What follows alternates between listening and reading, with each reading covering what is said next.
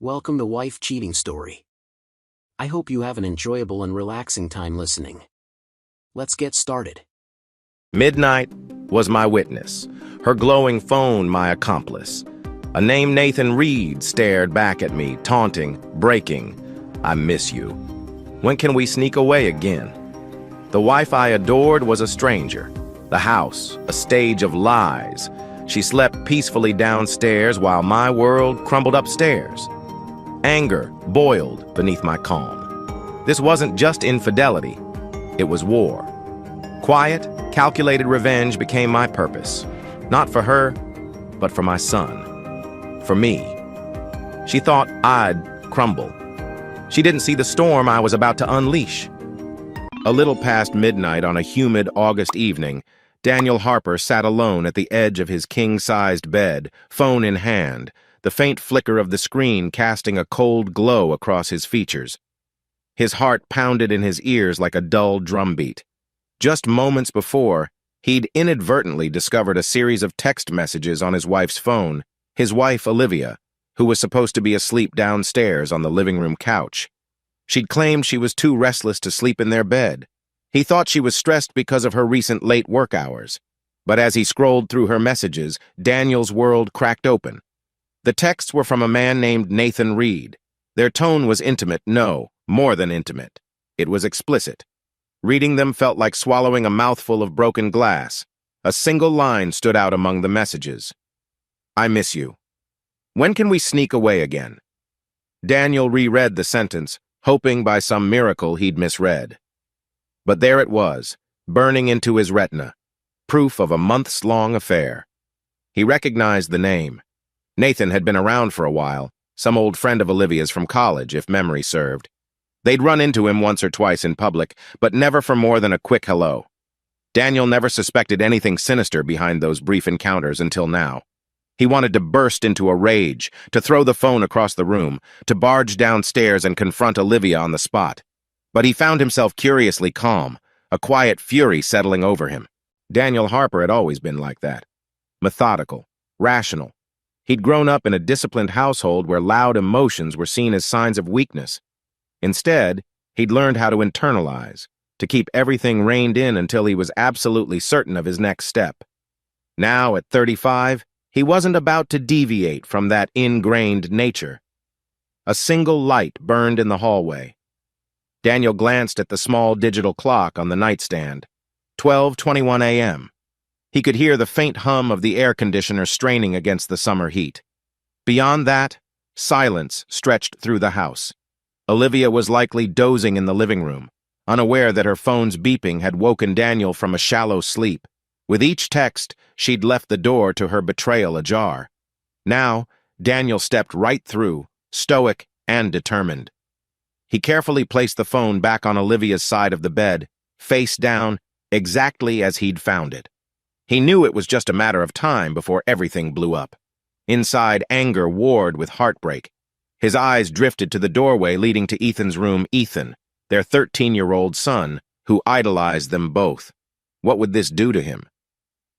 Daniel ran a hand through his short, dark hair.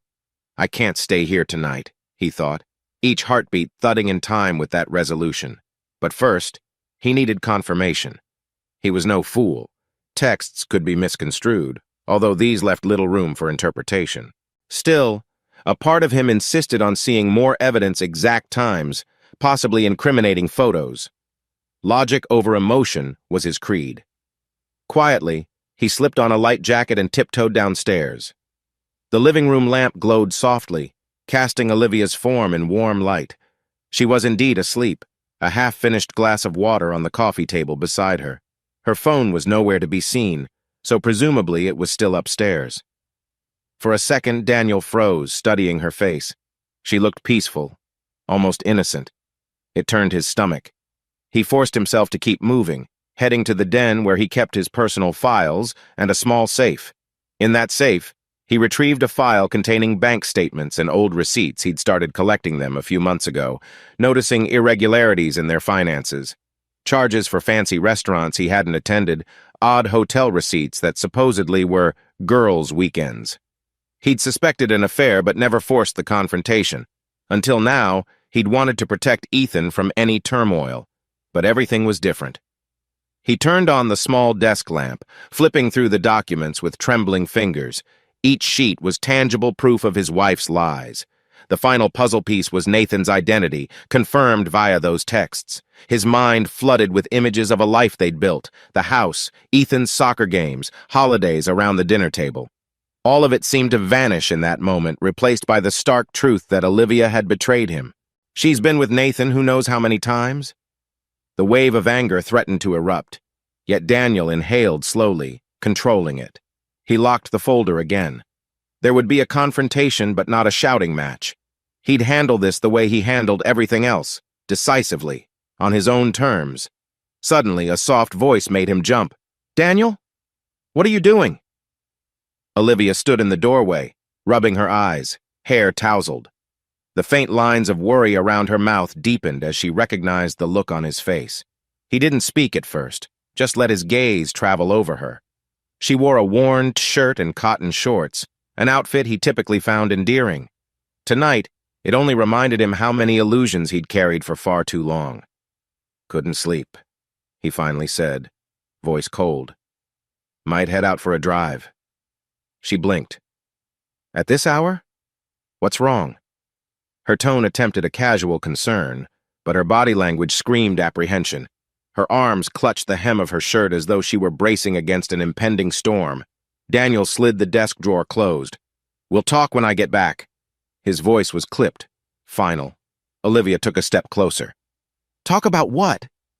She scanned his expression for any clue. Part of her must have sensed that the jig was up. Maybe she realized the phone's screen had lit up in the bedroom, or perhaps she saw the frost in Daniel's eyes. But she didn't push, not yet. He slipped past her without meeting her gaze. "Keep an eye on Ethan," he said quietly, though they both knew it was a redundant statement. Ethan was asleep after all. "We'll talk soon." And with that, Daniel Harper walked out into the muggy August night, letting the door close behind him with a soft click. It was a sound that reverberated through Olivia's mind long after his footsteps faded. He drove aimlessly for nearly an hour, the city lights passing by in a blur. Street by street, Daniel's mind drifted through 1,000 scenarios, confronting Olivia violently, pressing her for every detail, or simply leaving without a word. In the end, he only knew one thing for certain: he couldn't bear to stay in that house. He refused to play the role of a clueless husband while Olivia snuck around with Nathan Reed. By the time he pulled up to his friend Mark's driveway, someone from his old job at a construction firm, he'd made up his mind. He was leaving, for good. The gravity of that decision crashed against his chest. He turned off the engine and sat in silence, the faint flicker of a porch light guiding his thoughts. He and Olivia had built a life together for almost 15 years. They'd raised Ethan. They owned a home. Splitting wasn't going to be as simple as driving away, but staying would break him entirely. Mark was a laid-back guy who'd once told Daniel he could crash on his couch if life ever went sideways. Now Daniel was ready to collect on that offer. He grabbed an overnight bag he'd haphazardly packed earlier, sneaking back into the house, while Olivia was still in the den, and headed to the front door. But before he could knock, he saw Mark's wife, Rosa, peering through the window with a mixture of concern and curiosity. "Daniel," she said, opening the door a crack. "Are you okay?" He forced a tight smile. "Sorry to show up so late." She waved him in. "Don't be silly. What's going on? Why do you have a suitcase?" Mark appeared behind her, heavy-lidded from sleep. "Hey, Dan, everything all right?" Daniel exhaled slowly, stepping into their living room that smelled faintly of lavender air freshener. "Not really. Olivia's been lying to me." Mark's eyebrows shot up. Rosa placed a comforting hand on Daniel's arm. "What do you mean?" she asked gently. Daniel sank onto their couch. In hushed tones, he gave them a condensed version of the texts in the affair, skipping the details about finances and hotels. He admitted he hadn't confronted her fully, but that he couldn't sleep under the same roof. Mark shook his head, glancing at Rosa sympathetically. "Man, that's rough. Of course you can stay here, as long as you need." Rosa nodded. "Absolutely. Though you'll want to figure out what to tell Ethan. You can't just vanish, Daniel." And there it was, the crux of the matter. Ethan. I know, Daniel said, voice taut. I'll call him in the morning. Maybe come by and talk. His stomach churned at the thought. He had no plan for explaining to a 13-year-old why his father had walked out overnight, but he couldn't face Ethan just yet. The betrayal was too raw. All he knew was that he wouldn't remain a silent participant in Olivia's secret life. As Mark and Rosa prepared their spare room, Daniel sat in silence, replaying the last glance he gave Ethan. Earlier that evening, Ethan had been excited about starting soccer camp next month. They'd talked about picking up new cleats. The boy had asked Daniel to help him practice penalty kicks tomorrow, and Daniel had said, "Sure, buddy." But how empty that promise felt now. When Mark returned, Daniel quickly wiped the corner of his eye, determined not to show tears. He needed to stay in control. He needed a plan. Dawn brought no clarity. Daniel woke on the spare bed in Mark's house with a stiff neck and a heavier heart. He had half a mind to go home and hash it out with Olivia, but his instincts told him to get legal advice first. The situation was messy. He also wanted some kind of paternity test. Maybe it was paranoia, but he recalled a time when Olivia's pregnancy with Ethan had come as a slight surprise given their off timelines. The suspicion had always lingered at the back of Daniel's mind. Now, with a blatant affair, those doubts rushed forward. He rummaged through his phone's contacts, eventually landing on Lauren Miles, a college acquaintance turned small-town attorney. She specialized in family law and had always been good at cutting through emotional tangles.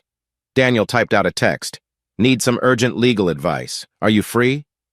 Tapping send made him feel slightly calmer, like he was stepping into a process that might give him clarity.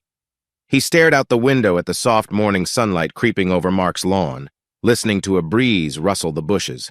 Life outside kept moving even as his own world felt in shambles. Within minutes, Lauren replied, "I can clear my schedule around 10 a.m. Come by my office." Relief mingled with dread. He would talk to her, then figure out how to face Olivia and Ethan. Downstairs, he found Rosa making coffee, the scent rich and soothing. "Good morning," she said softly. "How'd you sleep?" Daniel managed a weary shrug. "I've had better nights." Mark clapped him on the back. "You want to grab some breakfast? There's a diner down the street." "Thanks," Daniel said, glancing at the clock, 7:45. He wasn't in a rush to get back home, or whatever used to be home. "I'll just have coffee. I've got an appointment at 10. Rosa handed him a steaming mug. "You sure you don't want to call Ethan? He's probably confused." Daniel took a sip, the bitterness waking him up. "He'll be at summer school orientation in an hour. Maybe I'll call him this evening. This is just—" He let the sentence trail off. The numbness was setting in again. Mark offered a nod, respect in his eyes. "Take your time. You know your kid. But don't wait too long or he might resent you more." Daniel grimaced. Resentment was inevitable. For the rest of breakfast, they spoke only in quiet tones. Daniel thanked them both for the place to stay, promising he'd sort things out soon. Inside, though, he felt an emptiness that refused to subside. Lauren's office was on the second floor of an unassuming brick building in a strip mall. A modest sign read, "Miles and Associates." Daniel parked his car around the back, hoping for privacy. The building's interior smelled faintly of disinfectant and old carpet. As he climbed the steps, he tried to gather his thoughts. How would he explain his situation without letting anger overshadow logic? Lauren greeted him in the reception area, her presence instantly calming. She was in her mid-30s, with dark brown hair cut in a sharp bob and eyes that radiated empathy. They'd known each other casually for years, though they weren't close friends.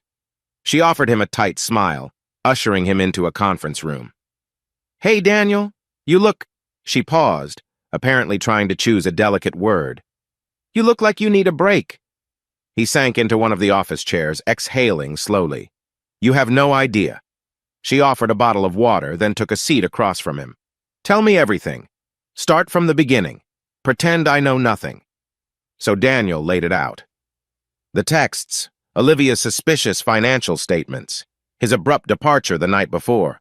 Lauren listened intently, occasionally jotting notes on a legal pad. When he finished, she leaned back, letting the weight of it settle. "Daniel, first, I'm sorry, that's a crappy situation." She tapped her pen on the pad. But you came to me for legal advice. So let's do the practical stuff. Are you thinking divorce? He rubbed his face with both hands. I don't see how we can stay married. Understood. Lauren nodded. In that case, step 1 is separation. We can file for a formal separation if you'd like. But keep in mind that if Ethan is your son biologically or not, the state might consider you financially responsible unless there's proof otherwise. Daniel bristled. He's my son, or was, but I need to confirm paternity. That last phrase sounded colder than he intended. A pang of guilt shot through him at the idea of Ethan hearing that. Still, the doubt gnawed at him. Is that something I can request? Absolutely, Lauren said, but you need a court-ordered paternity test, or at least a voluntary one that Olivia consents to. If she fights it, the court can step in. She gave him a considering look. Are you sure you want to go down that road? If Ethan is yours, it might damage your relationship irreparably to question it. If he isn't, the emotional fallout is still massive. Daniel swallowed hard. I'm sure. I can't live with these doubts. If Olivia's been seeing Nathan for months, maybe longer, who knows how far back it goes? Lauren nodded solemnly. All right. We can proceed. I'll draft some documents. One more thing. You left the house. That can be used against you if we end up in a custody dispute, assuming you do want custody. Right now, it sounds like Ethan's just with Olivia? Daniel stiffened. He hadn't even considered custody, so caught up in the betrayal. He's 13. Old enough to have an opinion, but I don't want him to think I abandoned him. I just can't live under the same roof as her. Lauren jotted something down. We can navigate that, but you need to see Ethan soon. Show him you're not disappearing from his life. Yeah, he murmured. I'll talk to him tonight. Silence settled for a moment. Lauren placed her hand gently on his forearm. I'll help you however I can, Daniel, but brace yourself. These cases can get messy, especially if your wife decides to fight back or if she tries to spin the narrative that you left your son high and dry. Keep your emotions in check like you always do. He met her gaze and managed a faint nod. Thank you, Lauren. Really. She escorted him out, promising to email some preliminary forms to sign. Before he left, she hesitated, as if weighing whether to say something more personal. Eventually, she just gave him a comforting squeeze on the shoulder. Take care of yourself, and if you need a friend, not just a lawyer, let me know. By the time Daniel returned to his house in the late afternoon, his stomach churned. Walking up the driveway felt surreal, like stepping onto a stage he'd abandoned mid-performance. He turned the key and found Olivia pacing in the living room, wearing a rumpled sundress. She looked up with bloodshot eyes, anxiety etched across her features. Where the hell have you been? She demanded, voice cracking. It wasn't pure anger, there was fear mixed in. Fear of consequences, Daniel assumed. He closed the door behind him, dropping his keys on the entry table. I told you. We need to talk. He glanced around, noticing the house in disarray, a mug of cold coffee on the couch arm, unopened mail scattered on the floor. Where's Ethan? In his room, Olivia said, hugging her elbows. He's upset. You disappeared last night, Daniel. What was I supposed to tell him? Her tone was more accusing than remorseful. Daniel leveled a calm stare at her. You could have told him the truth that you've been lying to me, but of course you wouldn't. She bristled. You found those texts, didn't you? Her voice wavered between anger and shame. Yeah, he said quietly. I did. They stood in silence, the tension thicker than the humid air. Finally, Olivia's eyes flitted to the staircase. Before you talk to Ethan, let me... No, Daniel cut in. He's my son, and I'll handle this conversation. You lost the right to manage my relationship with him when you decided to cheat. Olivia's mouth opened as if to retort, but no sound emerged. She sank onto the couch, burying her face in her hands. Daniel felt a twinge of pity, fleeting but real. He shook it off, heading upstairs. Each step felt heavier than the last. He found Ethan sitting on the edge of his bed, a tangle of blankets strewn around him. The boy glanced up with eyes full of heartbreak. 13 was a precarious age, old enough to understand something was terribly wrong, young enough to be powerless in the face of adult decisions. Hey, Daniel said softly, leaning against the doorframe. Hey, Ethan echoed, eyes flicking over Daniel's face. "Where were you?" "I was somewhere safe," Daniel answered lamely. How could he compress the truth into a child-friendly explanation? "Your mom and I were having problems." "Yeah, I kinda got that," Ethan said bitterly, "when you disappeared at midnight." Daniel sighed. "I'm sorry. I know it's confusing. Look, there are things your mom and I need to talk about, grown-up things, but you need to know that I didn't leave you. I left the situation." Ethan's lips quivered. "Same difference, Dad. You said you'd help me practice soccer. Then you just vanished." Daniel swallowed the lump in his throat. "I know, buddy, and I'm sorry. I'll make it up to you." For a moment, neither spoke. The swirl of confusion, hurt, and betrayal in Ethan's eyes mirrored Daniel's own feelings about Olivia's affair. Gently, Daniel stepped forward, placing a hand on Ethan's shoulder. The boy didn't shake him off, but he didn't lean into him either. "Mom's been crying a lot," Ethan said, his voice quiet. "She won't tell me anything except that you two are fighting. I asked if you were coming back, and she said she didn't know." Daniel closed his eyes, fighting the sting behind them. "I don't know either. I'm not sure if I can." Ethan frowned, glancing at him with an angry confusion that stabbed Daniel in the chest. "Why not just stay and work it out?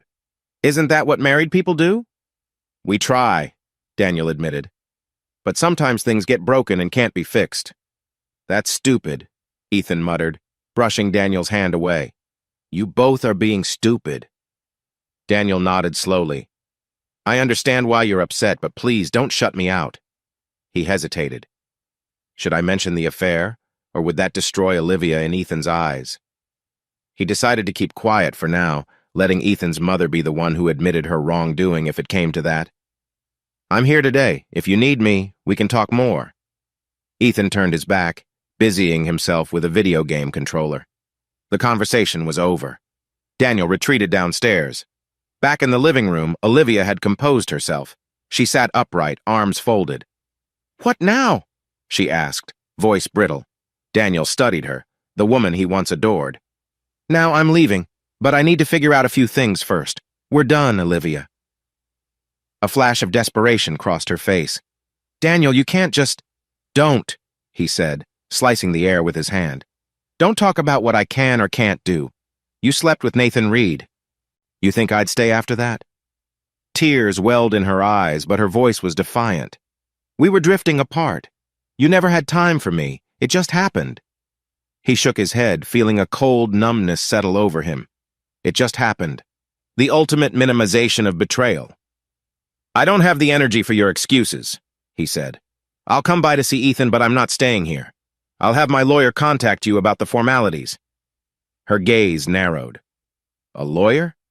Oh, so you've already decided on divorce." Daniel didn't bother to correct her. Instead, he simply nodded. "Yes." He turned toward the door, only for Olivia's trembling voice to catch him mid-step. "What about Ethan's stuff, his sports, his school? Are you abandoning all that?" He spun around, eyes flaring. "No, I'll figure out how to be there for him. But we can't keep pretending everything's normal. Because it's not." She opened her mouth, then closed it, letting him leave. The silence in his wake spoke volumes. Daniel spent the night again at Mark and Rosa's, though he could tell they were worried about him overstaying. On the second evening, as he tried to read a book in their dimly lit living room, his phone buzzed with a message from Lauren. "I can help expedite a paternity test if that's something you still want. Let me know." He stared at the text for a long moment, stomach twisting. The words paternity test made him feel both relieved and disgusted with himself. But the possibility that Ethan might not be his was like a splinter in his mind. He had to know. "Yes, I do want that. Let's start," he typed back. The remainder of the night was sleepless. Even if Ethan was biologically his, how could Daniel forgive Olivia? And if Ethan wasn't his, how would he handle that revelation, especially for Ethan's sake? A new angle also gnawed at him. Finances. He'd seen suspicious statements for years. Was I paying for gifts for Nathan? For their secret hotels? The rage simmered beneath his calm exterior, yet outwardly he maintained composure. Mark and Rosa marveled at how collected he seemed. They didn't see the internal chaos. By the third day, Daniel had leased a small one-bedroom apartment on the other side of town, somewhere quiet, near a strip of small businesses. It wasn't fancy, but it was available immediately. He signed a short-term lease, figuring it was better than intruding any longer on his friends. Boxes of clothes, personal files, and some basic furniture arrived, courtesy of a rental truck he paid for out of his own account. He refused to dip into the joint bank account with Olivia. That felt contaminated now.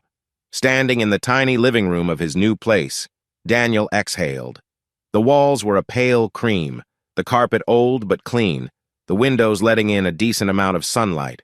It was a far cry from the spacious home he'd lived in for years, but it was his, a place with no memories of betrayal. He set up a makeshift work desk in the corner.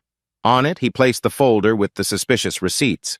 Next to it, a brand new folder for the separation and paternity test documents Lauren was preparing. A third folder lay empty, labeled New Life. Inside it, blank sheets of paper for ideas, budgets, anything that might help him start over. The presence of these folders comforted him. They symbolized a plan, a method to this madness. Shortly after noon, his phone rang, a number he didn't recognize. He picked up cautiously. "Hello? Daniel, it's Dr. Will Parker. I got your number from Olivia." There was hesitation in the man's voice. "I'm her doctor." Daniel's brows furrowed. He wasn't close to Olivia's medical team, but he knew Dr. Parker was overseeing some issues with her health. "Is something wrong?" A pause. "Olivia missed an appointment yesterday. She's been stressed. I'm concerned she might not be taking care of herself. I know you two are well, having difficulties. I just wanted to see if maybe you could encourage her to come in for her checkup. Her condition can worsen if neglected." Daniel rubbed his temple. A wave of conflicting emotions washed over him, anger at Olivia for her betrayal, guilt that she might be spiraling into poor health. "I appreciate the call, doctor," he said, voice guarded. "I can't promise anything, but I'll try to remind her." They ended the call, leaving Daniel to stare at his phone. He had no desire to check on Olivia's health, but Dr. Parker's words stuck. Her condition can worsen if neglected. Did that mean a potential serious illness? He hadn't realized it was that severe. A pang of worry flickered in him despite everything. She was the mother of his child, or at least the child he'd raised as his. He dismissed the thought. She chose to lie, to cheat. Let her handle her own health. But the guilt lingered. Evening found Daniel driving to see Ethan. He'd arranged to pick him up for dinner, wanting at least a semblance of normalcy. Olivia hadn't objected, likely because she hoped to maintain an image of civility. When Ethan climbed into Daniel's truck outside the Harper home, the tension was thick. He wore his backpack, hair a mess from some after-school pickup soccer game. "Hey," was all he said, shutting the passenger door. "Hey," Daniel echoed, pulling away from the curb. "How's school?" Ethan shrugged. "It's fine." They drove in awkward silence to a small family restaurant. At a corner booth, they stared at menus without much appetite. Finally, Daniel asked, "Anything in particular on your mind?" Ethan's glare was pointed. "Yeah. Why are you living somewhere else? Mom says you're mad at her, but she won't say why." Daniel placed the menu down, grappling with how much to reveal. "Things happened. Adult things. But that's between your mom and me." "Whatever," Ethan mumbled, poking at the condensation on his water glass. "So you're not coming home?" Daniel swallowed. "Not right now." They placed a half-hearted order burgers and fries.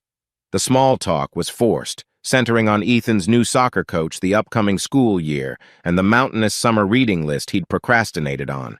Daniel listened attentively, trying to salvage some father-son bond in the midst of chaos. Halfway through the meal, Ethan blurted, "I hate this. I hate walking on eggshells at home. Mom cries a lot, but she won't tell me why. I just see her texting someone, and then she deletes the messages. And now you're gone, and I feel like I'm stuck in the middle." Daniel's heart thudded. So Olivia was still texting Nathan. Unbelievable. "I'm sorry," Daniel said softly. "I wish I could fix it all, but it's complicated." Ethan locked eyes with him. "Are you leaving for good?" A beat passed. "I don't know yet," Daniel admitted. "I'm trying to figure things out." Ethan nodded slowly, tears brimming. I used to think nothing could break our family. Those words cut deep, but Daniel forced composure. I used to think that too, buddy. By the time Daniel dropped Ethan off, night had fallen. The front yard lights illuminated Olivia standing on the porch, arms crossed, silhouette rigid. Ethan climbed out without so much as a goodbye. Daniel watched him trudge into the house, shoulders slumped under a weight no child should bear. As Daniel pulled away, his phone buzzed again. Another text from Lauren. "We can file the separation papers as soon as you're ready." He typed back, "Do it." In the distance, thunder rumbled, a storm rolling in. It seemed fitting, Daniel thought. A storm had already devastated his life, but maybe the rain would wash something clean, making way for something new. He held tight to that fleeting hope. The bitterness festered inside him, but so did a quiet determination. He'd see this through. He'd protect Ethan in whatever way he could, and he'd unearth the truth about paternity. No matter how painful, Daniel refused to live under a lie. If that meant burning down everything he once held dear, so be it. At least it would be an honest fire. He drove back to his new apartment in the dark, every flicker of lightning illuminating the path ahead, as if reminding him, there's no turning back. Late in the day, the sun hovered just above the horizon, staining the sky a molten orange over the Harper construction site. Daniel Harper surveyed the work in progress from atop a makeshift plywood platform.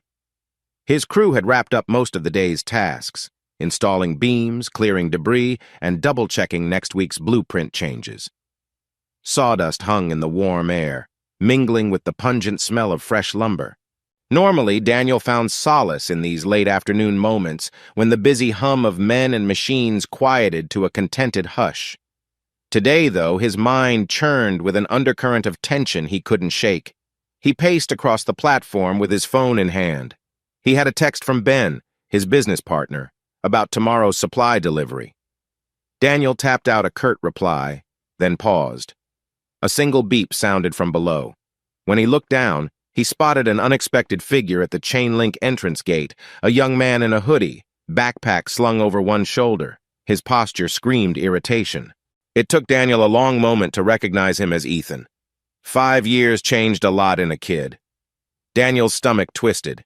He descended a wooden ladder with slow precision, each rung creaking under his boots. A few workers who lingered after hours glanced over, sensing the tension. As he reached solid ground, Daniel wiped sweat from his brow, letting the late afternoon heat press in. Ethan stood rigid, scanning the site with barely concealed disdain. At 18, he was taller than Daniel remembered, lean and broad in the shoulders, though he still had a teenager's angular look. His dark hair, much like Daniel's, hung over eyes that carried the same flicker of anger and hurt Daniel once saw years ago when he'd left. "Ethan," Daniel spoke quietly, crossing the gravel. The crunch underfoot sounded unnaturally loud in the hush. "Dad," Ethan replied flatly, but his tone wasn't respectful, it was mocking. "I see you're still building things. Good for you." That single comment sent a jolt of guilt through Daniel's chest. 5 years is a long time, he reminded himself, but the blame still feels fresh. He took a breath. "I didn't expect you here. Everything okay with your—" He caught himself. "With your mom?" That felt hypocritical to say, given the years of silence. Still, the question lingered. Ethan's mouth twisted into a half-smirk. "Oh, now you want to ask about Mom?" He looked around at a couple of curious workers stacking metal rods by a truck. They paused, obviously picking up on the vibes. "Nah, let's skip the small talk. This is about money." Daniel made a subtle motion for the workers to finish up and head out. They got the hint, exchanging uneasy looks. Within moments, the site was empty, except for father and son. "What do you mean, money?" Daniel asked, though he recalled the text Ethan sent a few days back, something about needing funds for college. He'd tried to push it to the back of his mind, telling himself he'd handle it systematically. That plan fell apart the moment he saw Ethan's accusatory glare. "I mean, I need tuition money, and some for Mom's medical bills." Ethan scuffed the toe of his sneaker on the gravel, eyes narrowing. "Unless you don't care." Daniel bristled. "Ethan, don't Ethan me," he snapped, voice echoing off the unfinished walls. "You left us. Now you live your comfortable life while mom's stuck with a stack of hospital bills, and I'm left to figure out how to pay for college. You think that's fair?" Daniel exhaled slowly, noticing how his heart pounded at the hostility in Ethan's eyes. Years ago, that kid worshipped him, trailing him around the yard, asking how to fix a fence or change a light bulb. Now he just radiated venom. But he has every right, Daniel reminded himself. He doesn't know the full story.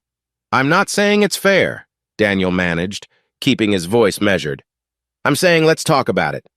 I can't handle that conversation here." He glanced at the dusty site, the skeletal frames of house stove. "Meet me later somewhere private." Ethan folded his arms across his chest. "So you can back out?" "No way. I came here because I know you can't run. You've got employees, a reputation. I figure that might make you squirm." A flicker of anger tugged at Daniel's usually calm demeanor. "He's doing this on purpose, backing me into a corner." In the distance, the sun dipped lower, casting long shadows across the ground. "I'm not running, son," he said at last, letting the word son hang in the air with quiet emphasis. "But there's a time and place. We have no privacy here." He half expected Ethan to continue the confrontation, but something in Daniel's eyes must have warned him not to push harder, at least not on public ground. After a taut silence, Ethan huffed. "Tonight, then. I'm not going back to that empty townhouse you used to live in. You got a new place now, right?" Daniel forced a nod. "Yeah, I'll text you the address. 7:30. Ethan slung his backpack higher on his shoulder and shot a final glare. "Fine, but if you try to bail on me, I'll come find you." His tone dripped with teenage bravado, yet behind it, Daniel recognized desperation. "Understood," Daniel murmured, his chest tight. He watched Ethan spin on his heel and march out the gate. For a long moment, Daniel remained still, the last orange rays of the sun casting their final glow across the half-built structures. How did it come to this? Eventually, Ben approached from the other side of the site. He must have witnessed bits of the exchange from a distance. "Hey," Ben said softly. "You good?" Daniel slipped his phone into his pocket, face set. "I will be," he replied, though the knot in his gut told him otherwise. "Lock up when you're done. I've got to go." Ben only nodded, concern shadowing his features. As Daniel headed to his truck, he realized he was anxious, bracing for the next blow. In just a few hours, father and son would have a reckoning 5 years in the making. Meanwhile, at the hospital, Ethan paced the white-tiled corridor outside Olivia's room. The air smelled of antiseptic and that faint metallic tang hospitals always carry. Fluorescent lights buzzed overhead, flickering like they might go out at any minute. He hated that about this place. Everything felt half-functional, yet it was supposed to be where people got healed. He'd just come from confronting Daniel, adrenaline still running high, and his stomach churned with conflicting emotions. Half of him felt satisfied that he'd demanded money from his father in front of the construction crew. The other half felt uneasy. Is there a better way to handle this? But he couldn't bring himself to apologize. "He left us," Ethan reminded himself. "He made us handle everything alone." He glanced at his phone. No new messages. He considered texting Julia, his mom's cousin and occasional caretaker, to ask if she was on her way. Before he could act, the door behind him clicked open, revealing Dr. Will Parker. A tall, middle-aged man with salt and pepper hair, Dr. Parker looked worn out, like he'd been juggling too many patients and too many late nights. "Hey, Doc," Ethan said, forcing a casual tone. "How is she?" Dr. Parker gave him a kind smile. "Still stable, but her test results show she's getting weaker, Ethan. Olivia needs another round of specialized treatments soon." He sighed, checking the chart in his hand. "And you know they're not cheap." Ethan swallowed, trying to mask the panic that leapt into his chest. "Define not cheap." Dr. Parker glanced up sympathetically. "It depends on how extensive the treatment protocol is, but it could easily run into tens of thousands, maybe more if surgery becomes necessary." Ethan's mind spun. Tens of thousands? He had a part-time job at a sporting goods store, but that barely covered gas and personal expenses, let alone massive medical bills. He was also facing college tuition. No wonder Mom's so stressed. "Right," Ethan muttered. "We'll figure something out." Dr. Parker offered a supportive nod and set a hand on Ethan's shoulder. I know this isn't easy. Your mom cares about you a lot, even if she doesn't always show it. If there's anything I can do programs, just let me know. Thanks, Ethan said, voice hollow. He watched Dr. Parker walk off down the corridor, the soles of his shoes squeaking softly against the tile. The emptiness in Ethan's gut grew. Mom's condition is serious, he thought. This isn't some mild thing. She's not just lying in bed waiting for her next Netflix binge. The guilt twisted inside him because, in his frustration, he sometimes forgot that Olivia was actually sick, not just manipulative or dramatic. He glanced toward room 306 where Olivia was resting. The door was closed, the blinds drawn. He knew if he went in there, she might pick up on his anxiety start pressing him about what Daniel said, or get upset that Ethan confronted Daniel in public. He wasn't ready for that conversation. She deserves to know, he told himself, but I need to be sure I can secure the money before I tell her anything definite. For a moment, he considered texting or calling Nathan Reed, the man who used to pop in and out of Olivia's life. No, he decided bitterly. Nathan bailed on Mom, too. Or maybe Mom kicked him out of our lives. I don't even know. All he knew was that the last time he'd heard Nathan's name was years ago, and the mention of it always set Olivia's jaw tight. That guy wasn't going to swoop in with a blank check.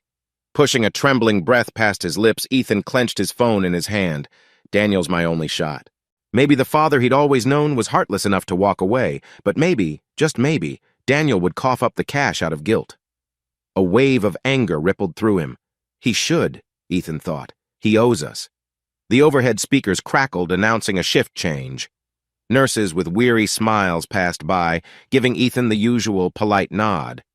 Nobody here knew the full story how a fractured family was being pushed to the brink by unpaid bills and a father who'd vanished half a decade ago.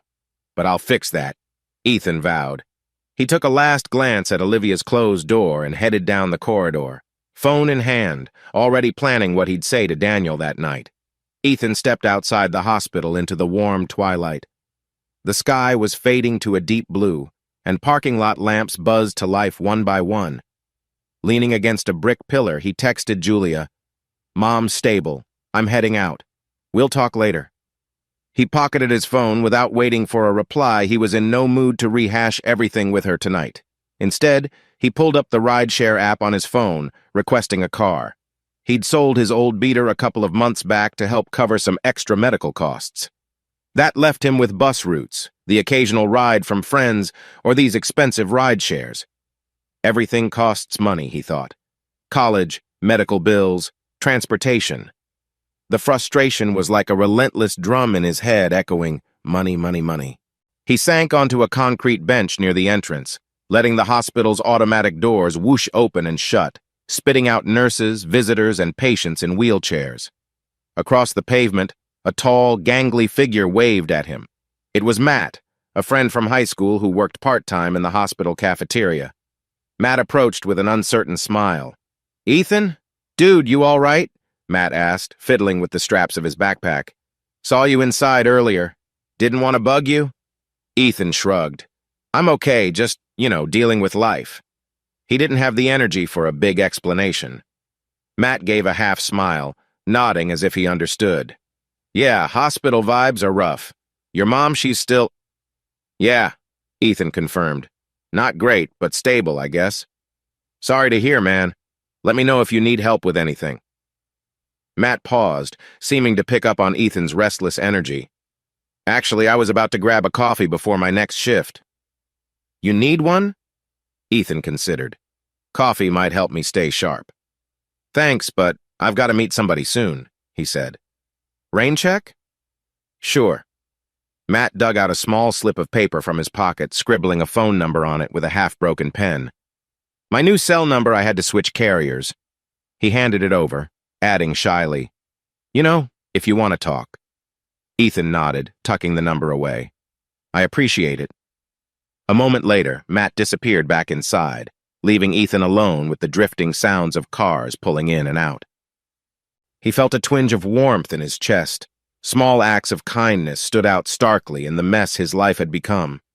He told himself he'd call Matt sometime, Maybe vent about the swirling chaos or just talk about normal teenage stuff like they used to. Minutes later, a dark sedan pulled up, headlights cutting across the pavement. The rideshare driver, an older man in a baseball cap, leaned out the window. "Ethan?" "That's me," Ethan said, hopping in. He gave the address Daniel texted him, though the man didn't seem to care about details beyond what the app displayed. As the car eased into traffic, Ethan stared at the city lights passing by, nerves tangling in his gut. His father had told him to come over at 7:30. He didn't bail. That's something. But would Daniel actually fork over thousands of dollars for college and hospital bills? Or would he just stand there spouting rational-sounding excuses? He replayed the confrontation at the construction site. Dad looked almost hurt. Good. A part of Ethan relished the idea that Daniel might finally feel some regret. Another part, however, felt a pang of guilt.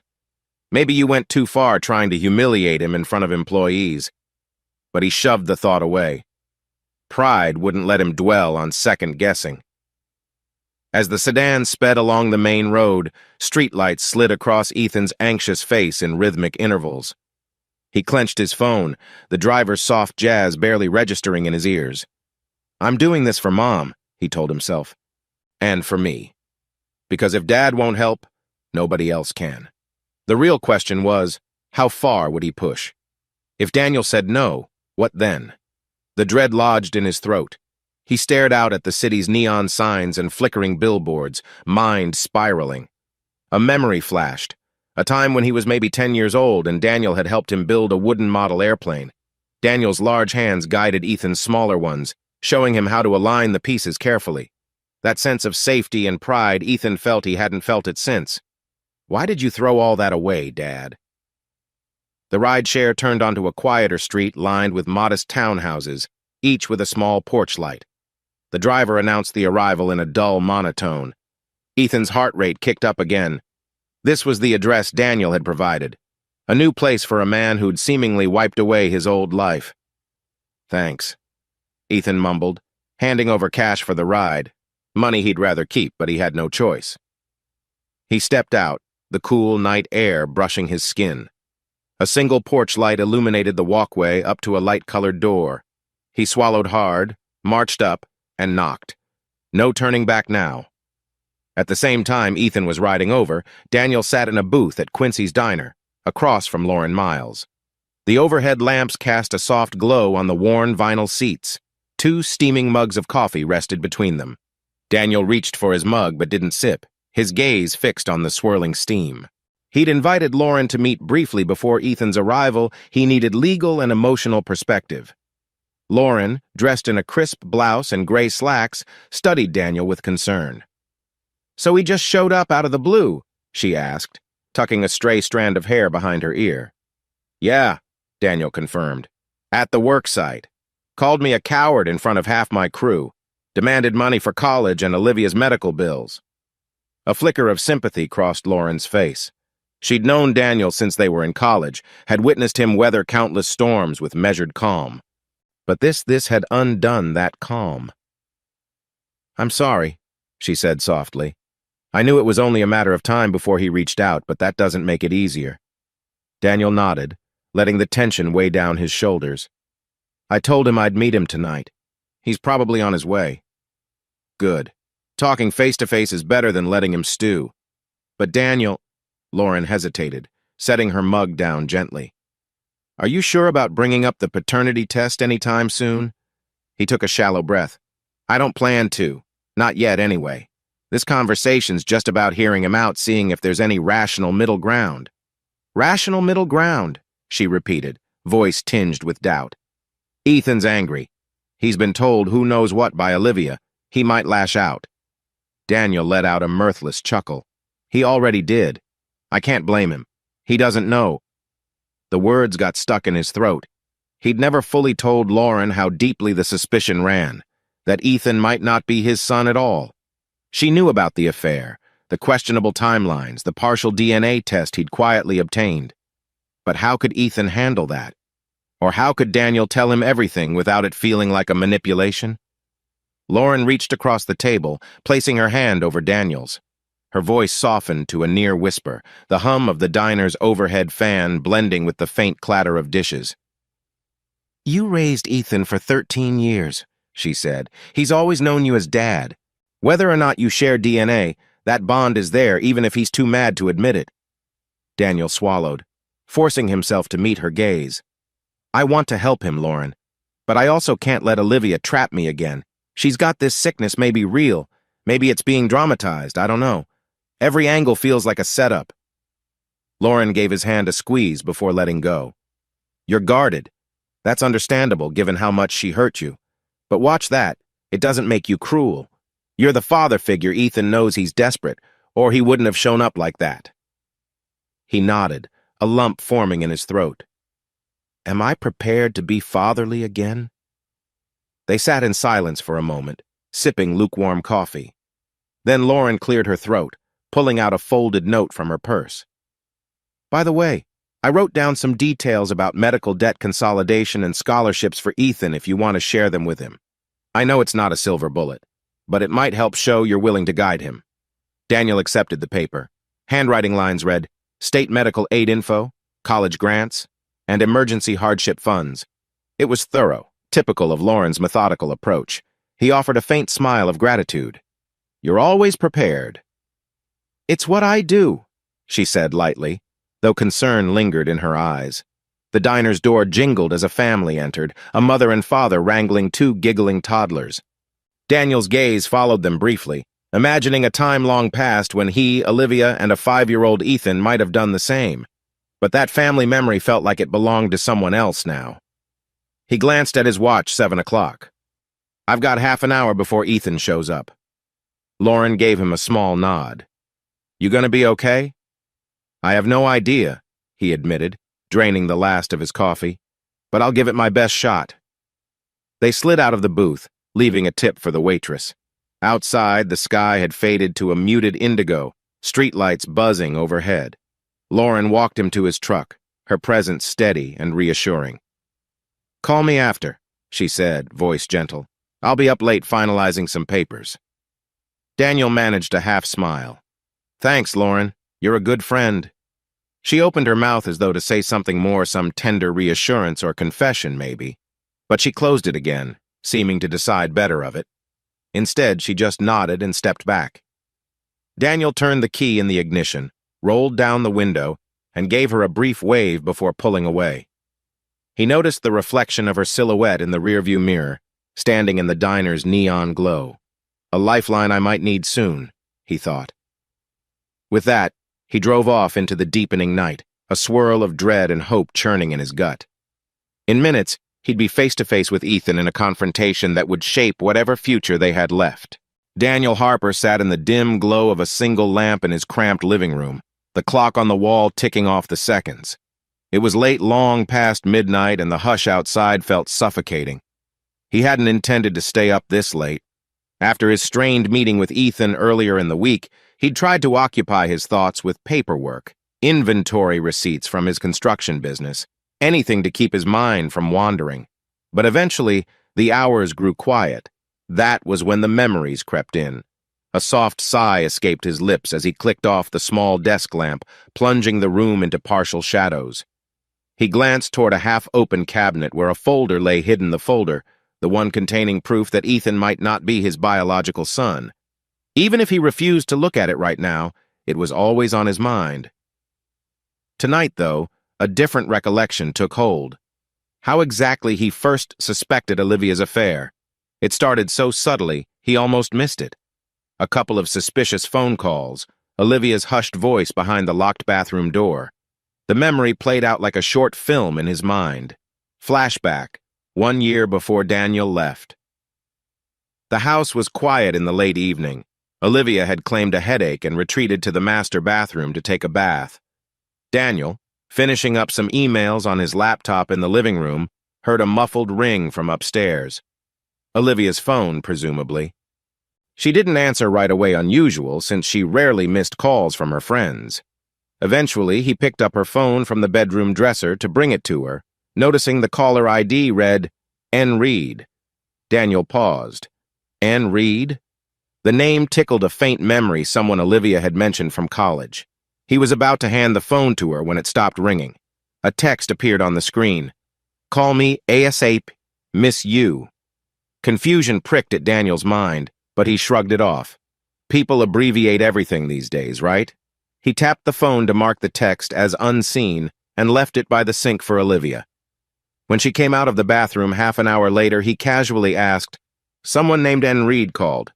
Your college friend?" Olivia froze for the barest second, then gave a breezy smile. "Oh yeah, Nathan. He's just working on a project. Nothing important." Flickers of that moment danced in Daniel's memory. He recalled how her eyes had flickered with a hint of discomfort. He'd let it slide trust was a cornerstone of their marriage, or so he believed. But the phone calls became more frequent, and her explanations increasingly vague. Daniel rubbed the bridge of his nose, clearing his head. The months that followed those initial phone calls brought a steady trickle of oddities that eroded his faith in Olivia. Strange dinner receipts for two at high-end restaurants in neighboring towns. Hotel reservations over weekends she claimed she was away with girlfriends. Daniel remembered the first time he found a hotel bill in the trash, crumpled, but legible. A place called Maplewood Suites, only 2 hours away, yet she never mentioned going there with any friend. All of those memories battered his mind now. The night felt endless, each second beating like a drum. Slumping back in his recliner, Daniel let out a shuddering breath. Maybe I should write this down, he thought. Give it to Lauren, my attorney, so it's all on record. But the idea of reliving every sordid detail on paper made him feel ill. He stared at the ceiling. Outside, a siren wailed in the distance. He'd grown used to the sounds of this part of town: ambulances, traffic, the hum of late-night life. He closed his eyes against the swirl of flashbacks. Eventually, though, a final image refused to fade. The day he found the text, the one that sealed it all. Flashback, the final revelation, a warm Sunday afternoon. Olivia was out, having told Daniel she'd gone to see a friend about some volunteer work. As he tidied the living room, her phone chimed on the coffee table. Normally, he would never invade her privacy, but the screen lit up with a text bubble that displayed a preview. "Counting the days till we can slip away again." Signed, Nathan. Heart pounding, Daniel unlocked her phone. That was when he found the entire conversation, months' worth of intimate messages, explicit photos, and references to repeated trips to Maplewood Suites. The words blurred into a red haze, phrases like, "That last weekend was magic," and "Wish your husband would stay out of the picture so we could have more time." The final straw was a line from Olivia. "I'm tired of lying to Daniel. Maybe we should just tell him." The phone slipped from Daniel's hand, landing on the couch. In that moment, he realized everything was a lie, that the woman he loved was entangled in someone else's arms, someone named Nathan Reed. He felt an icy calm wash over him. He spent the next few hours collecting his important documents, waiting for her to return so he could leave. Eyes snapping open, Daniel forced himself back to the present. He felt the old anger burning at his core, but overshadowing that rage was a sense of numb determination. He had parted from Olivia half a decade ago, but the bitterness lingered.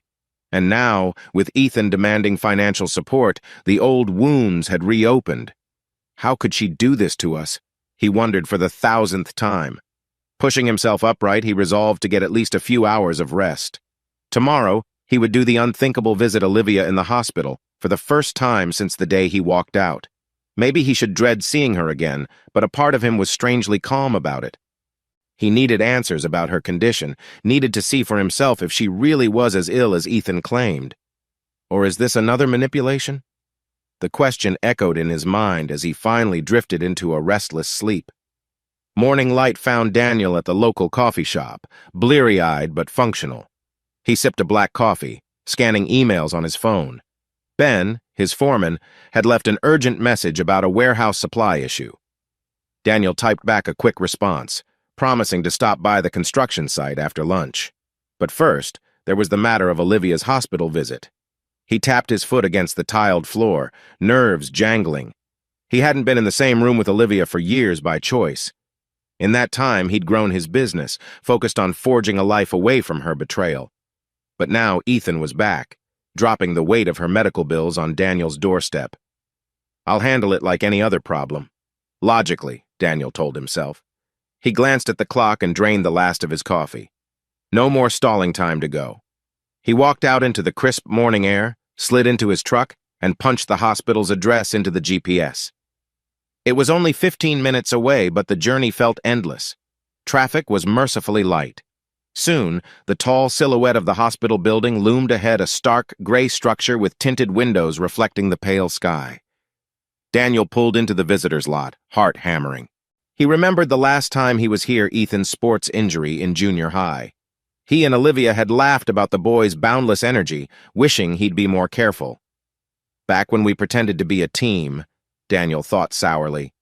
He climbed out of his truck, pockets heavy with tension. The walk from the parking lot to the main entrance felt like crossing a battlefield. Clusters of nurses and visitors milled about, the automatic doors sliding open with a sterile whoosh. Inside, the lobby smelled of disinfectant and that faint hospital undertone of anxiety. Daniel approached the information desk, clearing his throat. "I'm here to see Olivia Harper," he said, voice terse. The elderly volunteer at the desk gave him a polite smile, tapping at a computer. "Room 306, she replied. "Just down the hall, take the elevator to the 3rd floor, then follow the signs." Daniel thanked her, heading off with footsteps that felt too loud on the polished floor. As he rode the elevator up, he tried to will away the tension twisting his stomach into knots. He was here for answers, not a friendly reunion. 3rd-floor corridors were lined with pastel walls, abstract art, and pastel vinyl floors. The hush was broken only by distant beeping from the patient monitors and the shuffle of nurses in rubber-soled shoes. Daniel located room 306 easily. Its door was half ajar, and a quiet beep buzz of medical equipment emanated from within. Stepping inside, he paused. Olivia lay propped up in the hospital bed, the overhead lights too bright against her pale features. She was thinner than he remembered, cheeks hollow, eyes shadowed with fatigue. Even so, when she looked up and recognized him, the spark of defiance he recalled glinted in her eyes.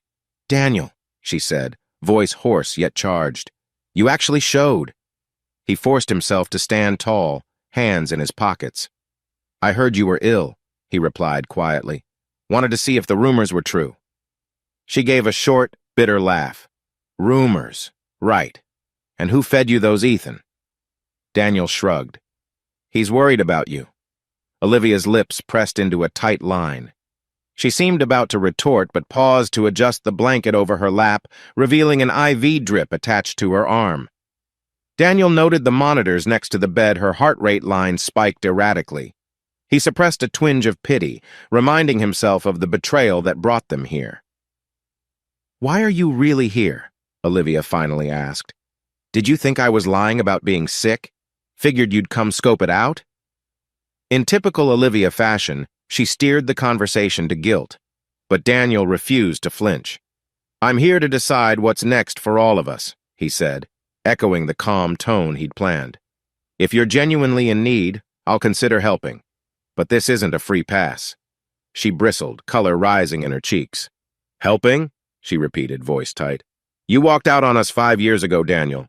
Don't start acting like a saint because your conscience is bothering you." "Careful," he replied evenly, though a tremor of anger laced his words. "You're the one who cheated. You're the one who lied. I did what I had to do, leave." For a moment, a flicker of guilt crossed Olivia's face, but it vanished as quickly as it appeared. She shifted in the bed, leaning forward slightly. "And Ethan? You left him too. He had no one but me." Daniel's chest tightened. "That's not fair. You know I tried to maintain contact. You made it impossible, moving him around, telling me to stay out of your life. He paused, shaking his head. "No, don't do this now." He forced composure. "Look, this isn't about rehashing the past. You're sick. How bad is it?" Olivia let out a slow breath. "Pretty bad." She gestured to the IV. "Heart condition, complications. Dr. Parker's worried. Needs expensive treatments, maybe surgery." She narrowed her eyes. "That's what Ethan told you, right?" Daniel nodded. He scanned the machines. "So it's real," he said quietly, The final confirmation that this wasn't just some fabricated excuse. How are you paying for it now? A grim smirk curled Olivia's lips. Insurance only goes so far, and I used up most of my savings. Ethan tries to help. My cousin Julia pitches in. It's not enough. Daniel took a deep breath, letting her words soak in. Despite the anger, he felt a stirring of sympathy for Ethan's predicament, if nothing else. And you expect me to bail you out because you owe me that much, Olivia snapped, raw emotion creeping into her voice. You owe us. You walked away from the life we built. The old manipulative tone was there, though softened by her obvious physical weakness. Daniel's hand clenched at his side. She's unbelievable, but he refused to raise his voice.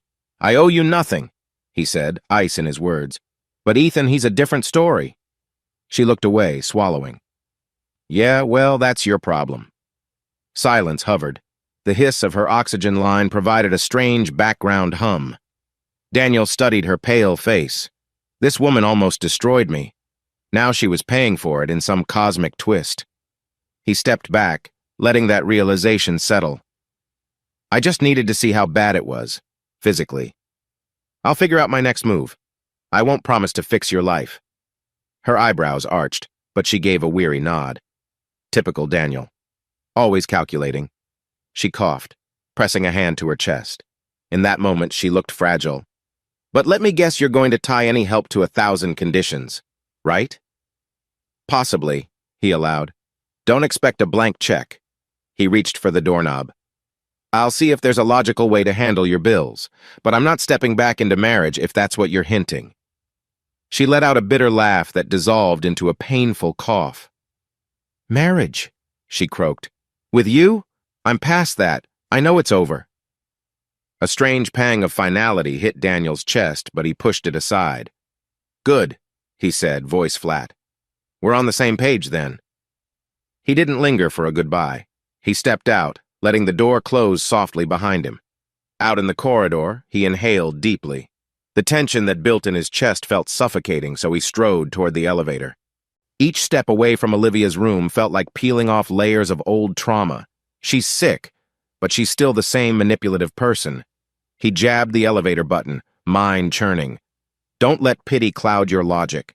The doors slid shut, carrying him down to the lobby. He passed through the swirling bustle of visitors and staff, stepping out into the daylight. I did what I came to do, he told himself. I saw her. She's not faking. Now he needed to decide how he'd respond. Would he help financially? Ethan was the real issue, no matter how angry Daniel felt. Ethan deserved a future. One step at a time. He slid into his truck, turned on the ignition, and tried to ignore the hollow ache in his chest. At least now he had clarity. Olivia was indeed sick, and their past was beyond repair. That evening, Daniel left the construction site later than usual. He was exhausted from juggling business calls, dealing with a delayed shipment of lumber, and the emotional toll of seeing Olivia. Rain drizzled onto his windshield as he navigated city streets toward his apartment. He turned onto a quieter road, the street lamps casting watery halos in the gloom. His phone buzzed on the passenger seat, the screen lighting up with an unknown number. He debated letting it go to voicemail. He had no patience for spam calls tonight, but a gut feeling told him to pick up. He pressed the speaker button. Hello? Silence for a moment, then a man's voice crackling slightly. Daniel Harper. Something about the tone made Daniel grip the wheel tighter. Who's asking? It's Nathan Reed. A hesitant pause. I, got your number from an old contact. Hope you don't mind. Daniel's jaw clenched. Nathan Reed. The man who destroyed everything. I do mind, he said coldly. But you're already on the line. Nathan gave a nervous chuckle. Right. Well, guess that's fair. Look, I heard from someone, maybe Olivia's cousin Julia, that Olivia's in the hospital. She's pretty sick? Daniel's heart pounded at the mention of Olivia's cousin. Julia, why would you give my number to him? Yeah, she is, Daniel replied tersely. Why do you care? Another short silence. Because I never wanted her to suffer, Nathan said, though it sounded half-hearted. I'm worried about what you might do. You have a history with her. Daniel laughed, the sound bitter. What I might do? You're the one who was messing with a married woman. The windshield wipers thumped rhythmically. Daniel's anger flared, but he forced himself to keep calm. Let's cut to the chase, Nathan. Why are you calling?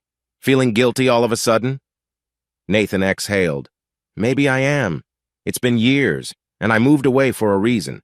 She never told me Ethan was my... He stopped abruptly. I mean, is it possible that Ethan... I'll stop you right there, Daniel said, voice dropping into an icy register. If you really thought Ethan was your kid, you'd have showed up before now. So which is it? You actually want to help, or you're just fishing for some reassurance that you aren't responsible? A heavy pause. Rain tapped against the hood of Daniel's truck as he pulled into a corner gas station parking lot, wanting to focus on this conversation. It's complicated, Daniel, Nathan finally said. I wasn't sure. Olivia never confirmed. Then I heard she's in serious trouble. I don't know. Maybe I'm making a mistake calling. Definitely a mistake, Daniel snapped. Memories of the affair texts flared in his mind, how they planned secret weekends together. Your name alone burned my marriage to the ground. You think I owe you a cordial conversation? I get it, Nathan said, trying to keep his tone even. I don't want to see Olivia die if there's something I can do. And if Ethan's mine, I'd want to know. Daniel tightened his grip on the phone, adrenaline coursing. If Ethan's mine, the twisted irony of that phrase stung. If you believed he might be yours, you wouldn't have dropped off the face of the earth, Daniel said, voice shaking. You'd have tested that theory a long time ago. Nathan's breathing crackled through the speaker. Look, man, you can hate me all you want, but that won't change the facts. I'm telling you, if there's any chance Ethan is mine, I'll step up. I'm not a monster. The hypocrisy enraged Daniel. You are a monster, he said quietly. You waltzed into my life and tore it apart for your own convenience. Don't pretend you're stepping up now. Nathan's tone grew defensive. Olivia always said you two were practically over, that she felt alone. She never told me your marriage was stable. Stop, Daniel barked. He'd heard all the rationalizations before. I'm done hearing your side. We'll see how this pans out, but don't expect a warm welcome from me or Ethan. Nathan paused, then sighed. All right. If you think of anything, if you want to talk, or if you need help paying her bills, call me. Here's my number. He rattled off a phone number, but Daniel refused to write it down, his silence a clear refusal. After another tense moment, Nathan ended with, Take care, Daniel. I really am sorry. The line went dead. Daniel let the phone slip from his hand onto the passenger seat, staring out at the rain-blurred lights of the gas station sign. Nathan's back in the picture? Great. Just when he'd started to gather the shards of his life, the man who shattered them wanted a seat at the table. He hammered the steering wheel with his fist once, a surge of frustration flaring. After a few ragged breaths, Daniel stared at himself in the rearview mirror, hair disheveled, eyes haunted. Keep calm, he reminded himself. You'll handle this logically like everything else. But a gnawing tension remained. If Nathan is making calls, the next step could be him showing up in person. That spelled trouble. If Ethan discovered the affair's full extent before Daniel was ready to reveal it, or worse, if Ethan and Nathan formed some twisted alliance, everything Daniel had built since leaving might come crashing down. He pulled out of the gas station lot, back onto the slick streets. The route home felt endless, each turn cloaked in darkness.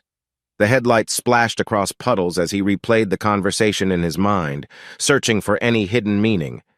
Nathan's voice had been edgy, uncertain maybe he truly was worried. Too little, too late, Daniel thought, anger simmering. Stay out of my life. He arrived at his apartment building, turning off the truck's engine. Rain pattered on the roof. For a moment he just sat there, letting the quiet gloom wrap around him. Tomorrow he'd inform Lauren about Nathan's sudden reemergence, maybe see if there was any legal angle to keep the man at bay. Tucking that thought away, Daniel finally trudged through the downpour to his apartment door, heart pounding with unresolved rage. Inside, he set down his jacket and switched on the living room lamp, droplets of rainwater sliding off onto the entry mat. His phone screen was dark, no new calls. He half expected a follow-up text from Nathan or a scathing message from Olivia, some fresh emotional ambush. But for now, it was eerily quiet. The hush pressed in on him. Daniel flicked the light switch in the kitchen, rummaging through cupboards for something to eat. His appetite was shot, but he found some crackers and a half-finished jar of peanut butter. He settled for that, chewing mechanically. Every taste felt bland. One day you'll fix a real meal again once your life is stable. But stability seemed like a distant dream. He thought about calling Ethan.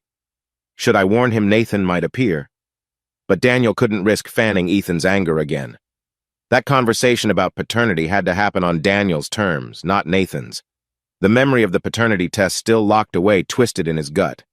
One day soon, that truth would have to come out. Until then, Daniel gritted his teeth, determined to keep control of the situation. Drying off, he slumped onto the couch, flipping the TV on for background noise. A late-night talk show host's monologue droned about trivial pop culture. None of it registered. Daniel's thoughts spiraled. Olivia's hospital bed, her manipulative glare, Nathan's voice crackling over the phone, proclaiming half-hearted remorse, Ethan, resentful and financially desperate. Is there any path to normalcy? Eventually, fatigue weighed down his eyelids. He clicked off the TV, letting the silence envelop him. A faint hum from the refrigerator lulled him into a half-daze. Tomorrow, he thought. I'll sort through the next steps tomorrow. But deep down, he sensed the storm was only beginning. The old wounds were reopened, and the ghosts of the past were crowding in, ready to tear open every carefully sealed secret. A single bulb buzzed faintly in the hallway outside Daniel Harper's townhouse, casting long shadows against the cream-colored walls. It was pushing 9 o'clock, and the rest of the row of homes seemed asleep, blinds pulled down, porch lights off. Inside his modest living room, Daniel paced by the window, waiting. He'd texted Ethan earlier, giving him the address and a time. He suspected Ethan would show, though the boy's anger might lead him to be late out of spite. Daniel had spent the last hour clearing a few stray boxes from the living room leftovers from a recent reorganization, wanting the space to look less cramped. On a small side table sat a folder containing something far heavier than any physical box, the printed copy of the DNA test. The single page inside could detonate the tenuous father-son relationship with a few stark words. Child not a match. He'd locked that page away for years. Tonight, it would see the light. He hadn't told Lauren, his attorney friend, that he planned to show Ethan the results tonight. They'd spoken briefly the previous afternoon. She'd advised him to approach the matter gently. But Daniel sensed there was no gentle way to break this news. He deserves the truth, Daniel told himself, recalling the swirl of anger in Ethan's eyes at their last encounter. At 9:04 p.m., 3 loud knocks rattled the front door. Daniel caught a glimpse of Ethan's silhouette through the peephole, a tall figure in a dark hoodie, shoulders tense. Steadying his breath, Daniel opened the door. "Come in," he said quietly, stepping aside. Ethan entered without a greeting. A gust of cool night air followed him, along with a tension that practically crackled. He surveyed the room, taking in the sparse furniture. A couch, a coffee table with a pile of construction estimates, the side table with that one ominous folder. "So this is where you ran off to," Ethan muttered, letting the door fall shut behind him. Daniel nodded, keeping his tone calm. "I've lived here a while, it suits me." Ethan snorted. "Yeah, I see. No pictures, no family around, just you and your lonely life. Bet you're real proud of yourself, leaving me and Mom behind so you could play house in your own private hideout." Daniel's jaw tightened. He's angling for a fight, he realized, forcing himself not to bite back with anger. "Sit down," he offered, gesturing to the couch. "We've got things to talk about." For a moment, Ethan stood rigidly, as if planning to storm out, but he finally dropped onto the couch, slinging his backpack at his feet. "Fine, talk. But we both know why I'm here. I need money for Mom's hospital bills. I need tuition money. You keep acting like you're not responsible, but you are." Daniel slowly lowered himself into an armchair across from Ethan. Their gazes locked, father and son measuring each other. "I never said I'm not responsible," Daniel began carefully. "But I can't just hand over a blank check without—" "Without what?" Ethan cut in, voice rising. Without humiliating me some more? Without forcing me to beg? That's what you want? For me to crawl back and say how wrong I was to call you a coward? A current of emotion twisted in Daniel's chest. The last time he'd seen Ethan this upset, the boy had been 14, furious at a life he couldn't control. But now, at 18, Ethan's fury was sharper, more adult. I'm not trying to make you beg, Daniel said evenly. But there are truths you don't know. Once you hear them, maybe you'll understand why I left and... Ethan scoffed, crossing his arms. Truth? Spare me. Mom said you walked out because you couldn't handle real commitment, that you hated her after a while, so you bailed. Sounds about right. Daniel stiffened. Olivia was still spinning lies. The knowledge fueled the resolve that had brought him to this moment. He inhaled, bracing himself. What if I told you your mother wasn't honest with either of us? That she had an affair, and that's why I left? For a split second, something like confusion flickered over Ethan's face. Then he glowered. I know she wasn't perfect, all right? She told me there was some fling, but she said it was a mistake, that it only happened when you pushed her away. You expect me to blame her condition on a few mistakes you both made? The weight of unspoken truths hovered between them. Daniel considered reaching for the folder. Is it too soon? No. The longer he dragged this out, the more anger would fester. It wasn't just a fling, Daniel said quietly. It was ongoing for months, maybe more, and I have proof it. He paused, swallowing. That it affected everything, including you. Ethan's brow furrowed, suspicion mingling with annoyance. What are you talking about? Daniel stood up, walked to the side table, and picked up the folder. He felt his pulse thudding in his ears.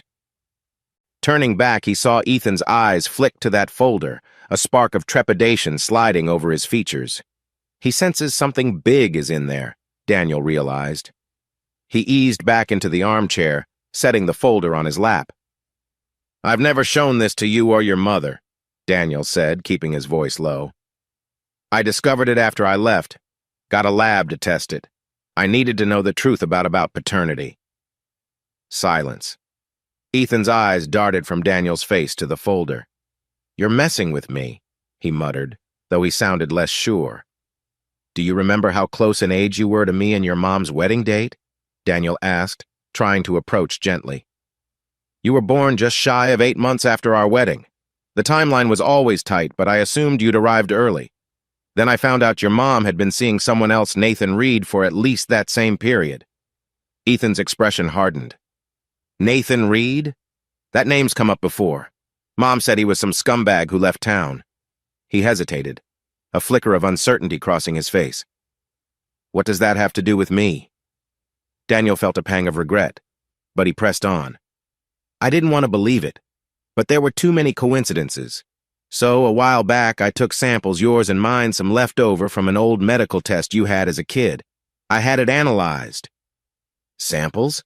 Ethan echoed, sounding rattled. You tested me behind my back? Daniel nodded grimly, opening the folder. He pulled out the crisp page from the lab. I did, because I had doubts Olivia never resolved. He folded the paper so the result line was visible. Child not a match. He handed it across to Ethan, who stared at the text as if it were a foreign language. For a moment, the hush was absolute. A car rumbled past outside, headlights cutting through the drawn curtains. Inside Daniel's townhouse, the only sound was Ethan's slightly ragged breathing. Finally, Ethan muttered, This can't be right. Daniel's throat felt tight. I'm sorry, Ethan. But that lab is reputable. The test is conclusive. Ethan jolted to his feet, letting the paper flutter onto the couch.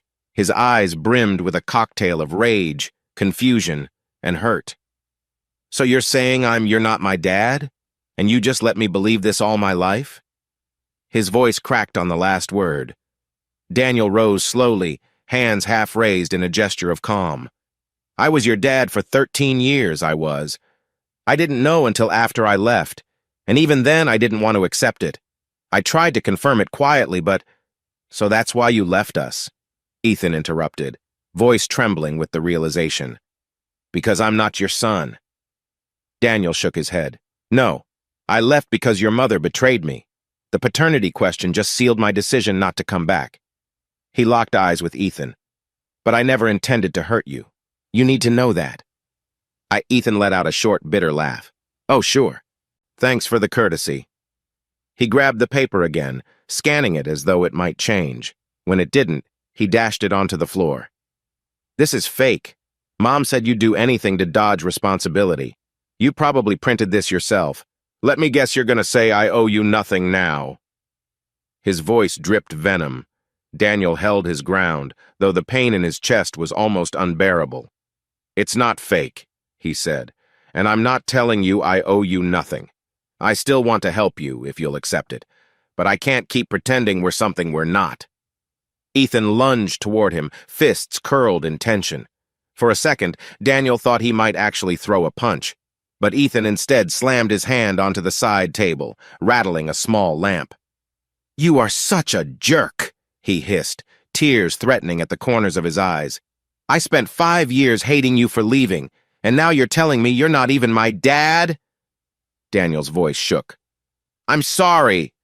Without warning, Ethan grabbed his backpack and stormed toward the door. Don't! He spat over his shoulder. Don't follow me. Don't call me. If you want to shirk your duties, fine. I'll figure out how to pay for college, and I'll figure out how to help Mom by myself. I don't need you. Daniel's heart hammered as Ethan yanked the door open. Where are you going? He called, stepping forward.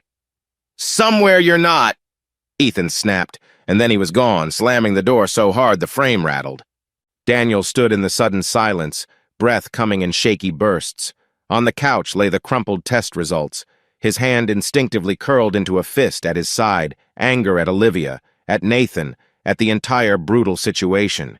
He could have chased after Ethan, but the venom in Ethan's voice told him it would only make matters worse tonight. He needs space, Daniel thought. I can't force him to understand right now. Quietly, Daniel picked up the test paper, smoothing its creases. The damage was done. Ethan now knew the truth. As for the fallout, Daniel feared it had only begun. Hours later, a nurse at the hospital's front desk watched a frantic Ethan Harper burst through the automatic doors. Rain trickled in from behind him, forming tiny puddles on the tile floor. He looked disheveled, out of breath, eyes redrimmed with tears or fury, maybe both. Can I help you? The nurse asked, tentatively. Ethan barely acknowledged her. I need to see my mom, Olivia Harper, he said, voice shaky. She's on the 3rd floor, right? Room 306, the nurse replied, concern etched on her face. Visiting hours are almost... But Ethan was already gone, sprinting to the elevator. He jammed the button repeatedly. The doors slid open, revealing an empty carriage. He stepped inside, glaring at his distorted reflection in the brushed metal walls. In his fist, he clutched the crumpled DNA test, a piece of evidence that had just torn his world apart. The elevator chimed at the 3rd floor. Ethan barreled out, scanning the signs until he found the right corridor. Outside room 306, the hallway lights cast a sterile glow on his grim expression. He paused to gather himself, but his emotions boiled over. He shoved the door open, stepping into the dim hush of Olivia's hospital room. She was in bed, propped up by pillows, IV lines trailing from her arm. A soft beep from the heart monitor underscored the tension. Olivia blinked in surprise, her face ashen. Ethan? It's late, honey. Did something happen? She asked, her voice hoarse. Ethan laughed bitterly, the sound too loud for the small space. Yeah, something happened, he managed, stepping closer. He tossed the crumpled page onto her bedside table. Care to explain that? Or are you just going to tell me it's fake? Olivia's eyes flicked to the paper, confusion giving way to panic. She moved to grab it, but Ethan snatched it first, smoothing it out enough for her to see the heading, DNA paternity test. In the overhead light, the words practically glowed. I don't understand, she whispered, color draining from her cheeks. Ethan thrust the paper at her. Read it. Child not a match. Dad Daniel just showed me. Apparently you and your precious Nathan have some explaining to do, Mom, because if that test is right, it means I'm not Daniel's son. A flash of raw fear crossed Olivia's face. She swallowed, glancing at the heart monitor, which began to speed up in alarm. Ethan, calm down, she murmured, a slight tremor in her voice. You're upset? Damn right I'm upset. Ethan shouted, the echo bouncing off the sterile walls. You told me Dad left because he hated you, or because he just couldn't handle a family. You never said anything about me maybe not being his. How could you let me believe a lie my whole life?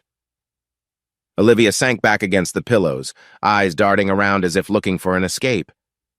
It's not that simple, she pleaded. I really thought Daniel was your father. Nathan and we were only together a couple times. Cut the lies, Ethan snapped, tears forming in the corners of his eyes. You told me once that you and Nathan had a fling, but you never hinted it was around the time I was conceived. Now Dad's got a damn lab test proving he's not my father, and you expect me to believe you had no idea? Her lips trembled. The heart monitor beeped erratically. Ethan, I tried to save our family, she whispered, voice quivering. Daniel ran off before I could explain. I was going to tell him eventually, but he never gave me the chance. And you were too young to understand. That's such garbage, Ethan hissed. He paced the small space, hands raking through his hair. You blame him, but you never confessed. And I spent years hating him for leaving when you caused it all. He stepped back, staring at her with a combination of rage and heartbreak. You let me believe my own father abandoned me, when he wasn't even my father. How is that fair? Olivia opened her mouth, but words failed. She reached for his hand, but he snatched it away, eyes blazing. The beep of the heart monitor climbed higher, a nurse call light flashing red overhead as her vital signs spiked. An older nurse bustled in, alarmed by the sudden commotion. Ma'am, you need to calm down, the nurse said firmly to Olivia, adjusting her IV.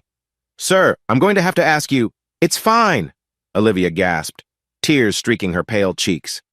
We're having a family moment. Ethan let out a choked laugh at the word family. Family? You destroyed that concept, Mom. The nurse hovered uncertainly, eyeing the tension. Her condition is delicate. I understand you're upset, but... Ethan glared at the nurse, then back to Olivia. I'm done here, he said through gritted teeth. No wonder Dad left. If you'd been honest from the start, if anyone had been honest, I wouldn't be in this nightmare right now. He turned to storm out, only to freeze as Daniel appeared in the doorway. Breathless, Daniel must have driven straight here after realizing Ethan would confront Olivia.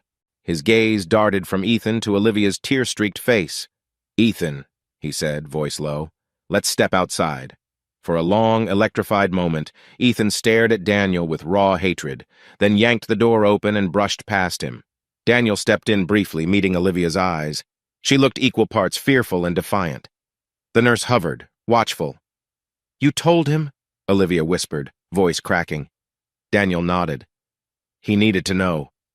She let out a shuddering breath, pressing the back of her hand to her mouth. You don't have to look so smug, she muttered, though the tears on her cheeks belied any real anger. Daniel inhaled, forcing his tone calm. I'm not smug. I'm sorry it happened this way, but you left me no choice. He flicked his gaze to the nurse. Take care of yourself, Olivia. With that, he turned and slipped out, letting the door close on the heart monitor's frantic beeping. Daniel found Ethan in the corridor, chest heaving, eyes rimmed with red. He took a cautious step forward. Ethan! Ethan spun around, fists clenched at his sides. Stop! Just stop! He said, voice ragged. You finally got your big revenge, huh? You show me this stupid test, blow up my life, and watch Mom fall apart. You happy now? Daniel's heart twisted. This was never about revenge on you, he said softly. I needed you to know the truth. And it's your mother's lies that destroyed us, not me. Ethan shook his head, tears slipping free despite his anger. I don't even know who I am anymore, he whispered, voice quavering. Everything I believed was a lie. You're not my dad. She's a liar, and I'm just stuck here. In the background, fluorescent lights buzzed. A doctor pushed a cart past them, murmuring a polite, "Excuse me." The hospital corridor felt painfully narrow. Daniel tried to keep his voice gentle. Ethan, biologically, it might be true. But for 13 years, you were my son in every way that mattered. That doesn't vanish just because of a piece of paper. Ethan let out a bitter laugh, stepping back. You left me. You left me with a mother who lied. You let me grow up hating you. Then you show up with, oh, by the way, I'm not your dad. Good luck. Do you have any idea what that does to me? I know it hurts, Daniel admitted, voice trembling. I'm not asking for your forgiveness. I'm not even asking you to call me Dad anymore. I want to help you if I can. For college, for your future, because I still care, regardless of DNA. Ethan's breath hitched. He wiped his face roughly with the back of his hand. Why now? Why not come clean earlier? Because I couldn't face it myself, Daniel said, eyes stinging.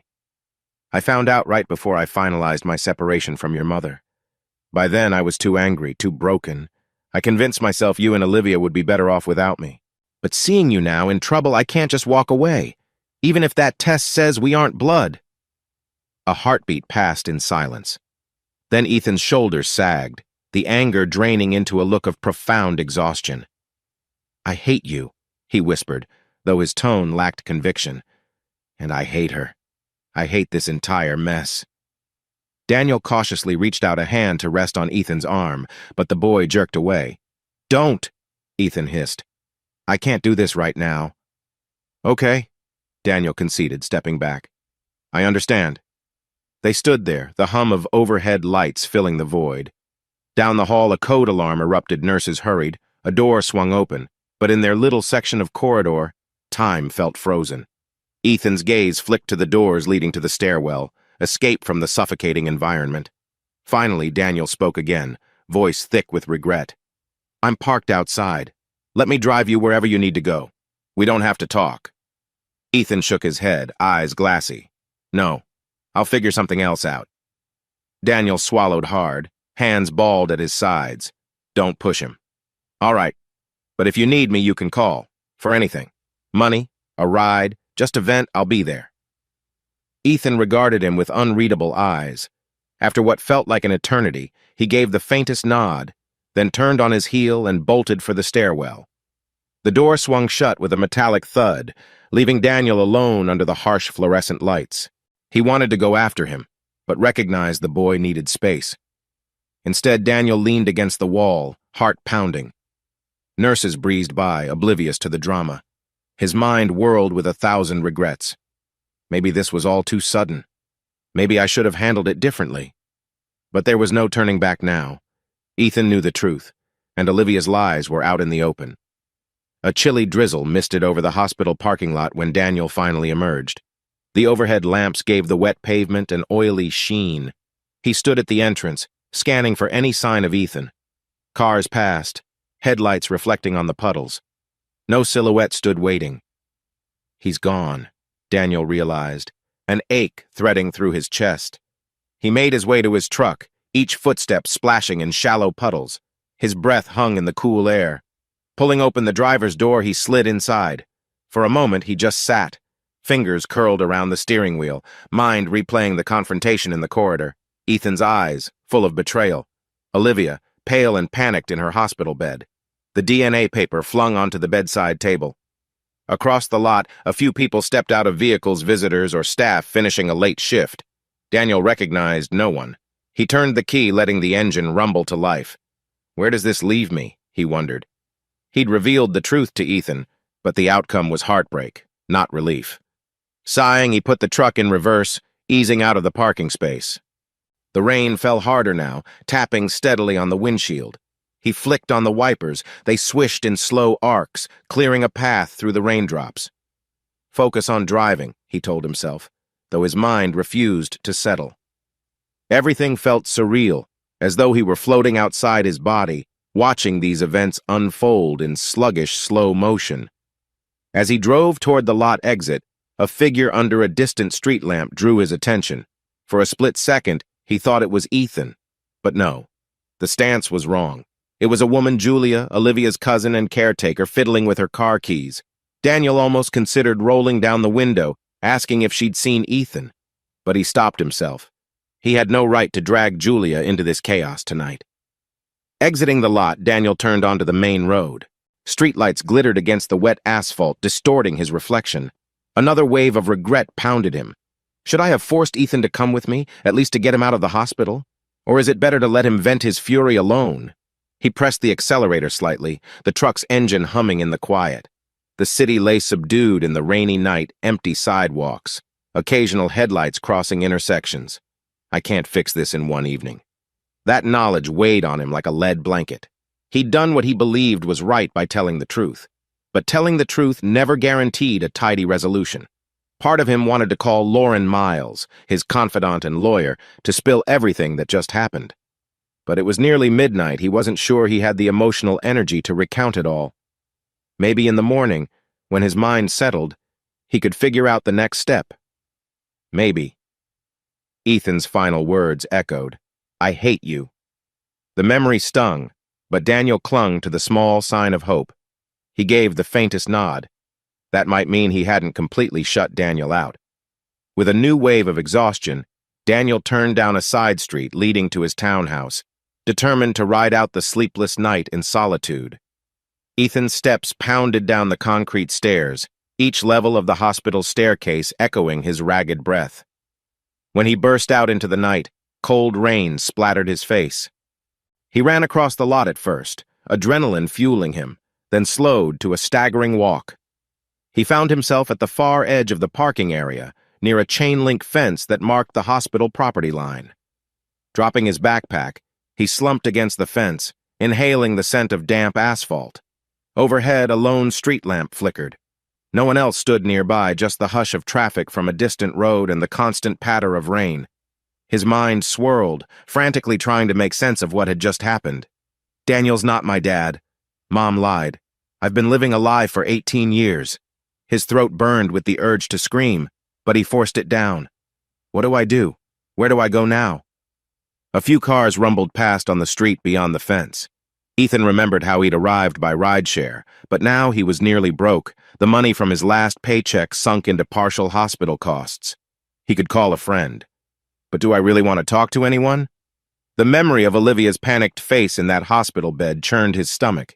He still loved her, she was his mother. But the betrayal felt unthinkably huge. Could he ever forgive her? And Daniel, the man who raised him, taught him to fish, helped with homework, who then vanished for 5 years. He's not your father. He never was. The words hammered in his skull, yet a flicker of warmth stirred in his chest, recalling Daniel's offer to help with college. He still wants to help, even though I'm not his. That realization felt both comforting and infuriating. He left me, but he wants to come back? Rain dripped into his eyes. He sank to a crouch, hugging his knees. I hate him. I hate them both. But I need them? Confusion twisted him in knots.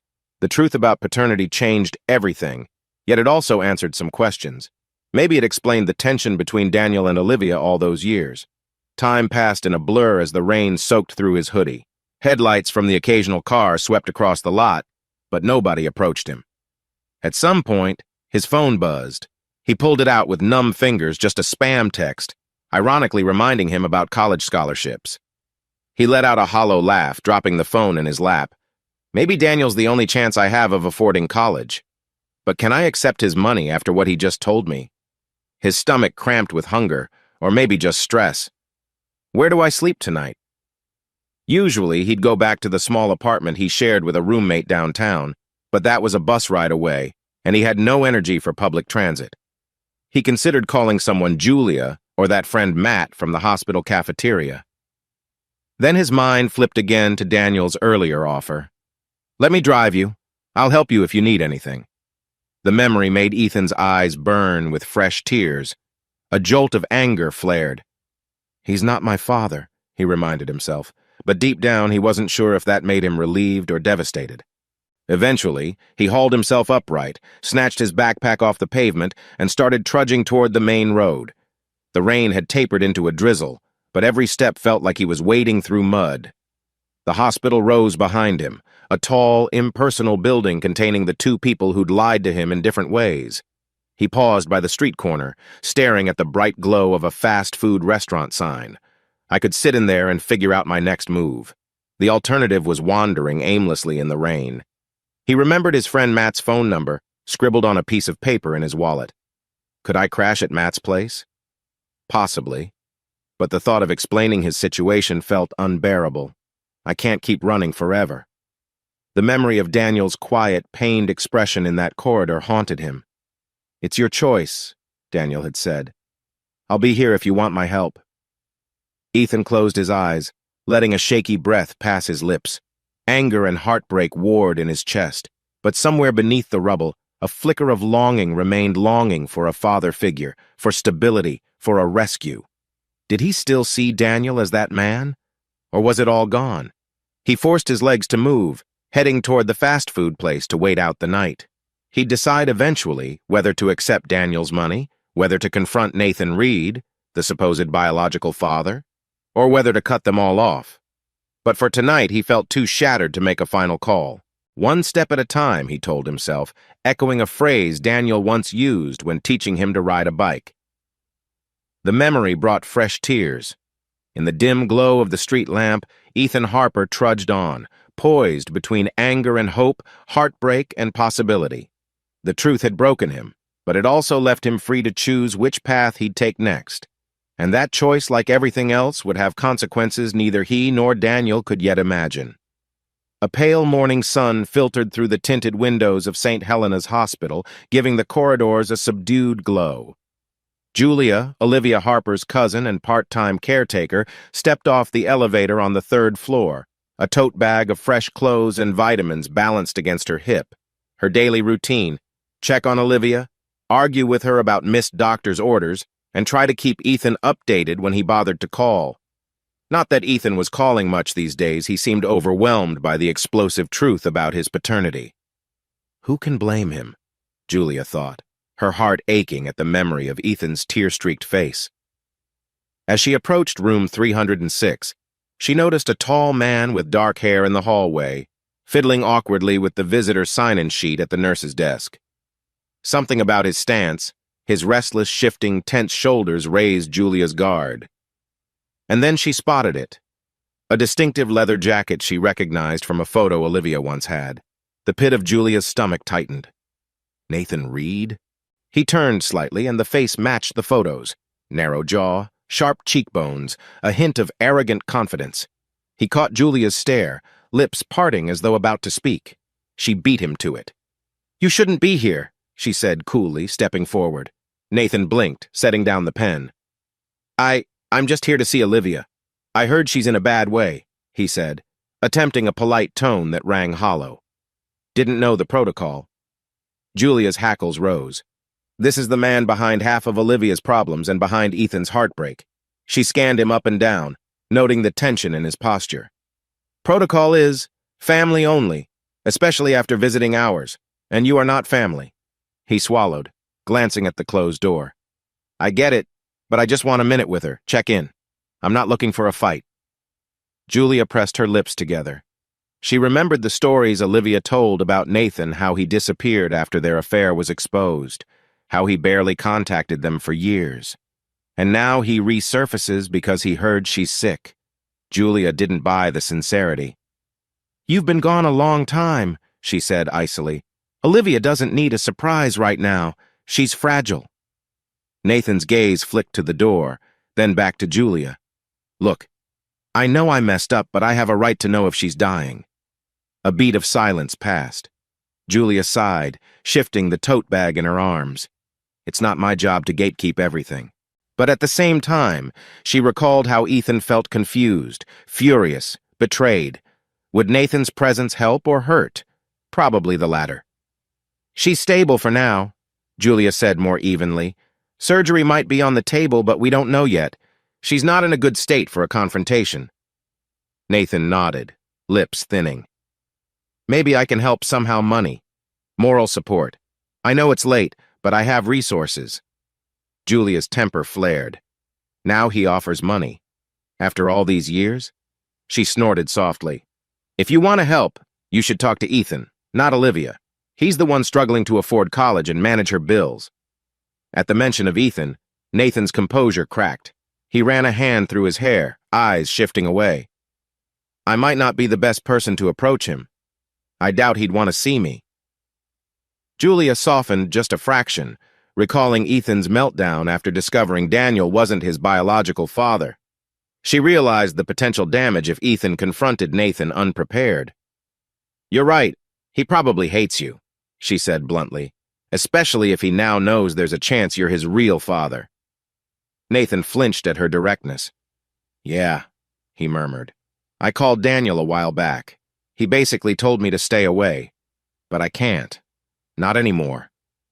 Julia's eyes narrowed. If you barge in now, you'll only add to the chaos. Ethan just found out Daniel isn't his biological dad, he's an emotional wreck.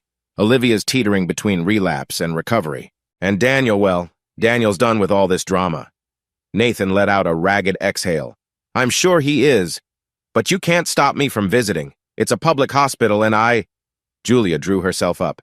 I can't physically remove you, but I can alert security that an unauthorized visitor is disrupting a vulnerable patient. She raised an eyebrow. Your call. Nathan hesitated. He's not ready for a scene, Julia observed. Good. Finally, he huffed. Fine, you obviously don't want me near her now, but this isn't over. I have a right to see her, or at least talk to Ethan. He stepped back, eyes flashing with frustration. Tell Olivia I was here. With that, he spun on his heel and strode back toward the elevator. Julia swallowed hard, adrenaline pulsing. If only life could be simpler. She exhaled, then knocked softly on Olivia's door. Inside, Olivia lay half-sitting, flipping through a magazine but not really reading. She glanced up, eyes dull with fatigue. Julia, she greeted, voice scratchy. You're early. Yeah, had an errand to run first, Julia fibbed, deciding not to mention Nathan's appearance, at least not yet. I brought some clothes from your place, plus those supplements Dr. Parker wanted you to try. Olivia sighed, letting the magazine drop. Great. Another attempt to fix me. Her bitterness was evident. Any sign of Ethan today? Julia shook her head, mouth pressing into a thin line. Not yet. In the hallway, the elevator dinged, presumably taking Nathan back down. Julia offered Olivia a tight smile, mind spinning. This is only going to get more complicated. Daniel Harper stared at his living room walls, an open takeout container of noodles abandoned on the coffee table. Evening draped the windows in dark curtains. In the weeks since the DNA bombshell, everything had gone eerily quiet. Ethan was avoiding him, Olivia was in and out of treatment, and Nathan's presence loomed like a storm cloud. I should feel relieved no one's pounding on my door, Daniel mused wryly. But the silence is suffocating. A knock at the door startled him. He stood, heart jolting. Could it be Ethan? He rushed over, only to find Lauren Miles, his friend and attorney, waiting on the stoop. She offered him a small, cautious smile. Hope this isn't a bad time? Daniel exhaled, stepping aside. No, come on in. I'm just reevaluating my entire life in solitude, he said dryly, which drew a sympathetic chuckle from Lauren. She slipped off her light coat and glanced around, noting the half-eaten takeout, the messy coffee table. We need to talk. Mind if I sit? Please, Daniel said, gesturing to the couch. Once she settled in, he cleared space, dumping old receipts and a half-empty mug onto the side table. What's on your mind? Lauren took a measured breath. A few things, actually. First, I got word that Nathan Reed's in town trying to see Olivia. Julia texted me about an hour ago, panicked. She's worried he'll escalate the situation. Daniel frowned, leaning back. I figured he'd show up eventually. He called me once, claiming guilt or some nonsense. He huffed. Guess it's not surprising he wants a piece of the drama. Lauren nodded. Julia's on edge, Olivia's too weak to handle another shock, and Ethan's not responding to any of her messages. Meanwhile, from a legal standpoint, you're not obligated to do anything for either of them, now that paternity is settled. Daniel's jaw tightened. Yeah, but how do I just walk away? Ethan's still well, I raised him, and Olivia, sick as she is, still has bills piling up. Lauren studied him, eyes compassionate. Which leads us to the second point. What do you plan to do, Daniel? Are you going to cover Olivia's medical expenses out of some sense of guilt or remain distant? Because the last time we talked, you were torn. A heavy silence fell. Daniel rubbed the back of his neck. I can't in good conscience let her die if I have the means to help. But every time I think about handing over money, I remember how she lied. It feels like I'm rewarding her manipulation. Lauren's gaze softened. You wouldn't be rewarding her. You'd be making sure a human being one you once loved doesn't slip into worse debt or worse health. There's a difference. Daniel stared at the scuffed floor. I'm also worried about Ethan. He hates me for leaving, but now he knows the truth.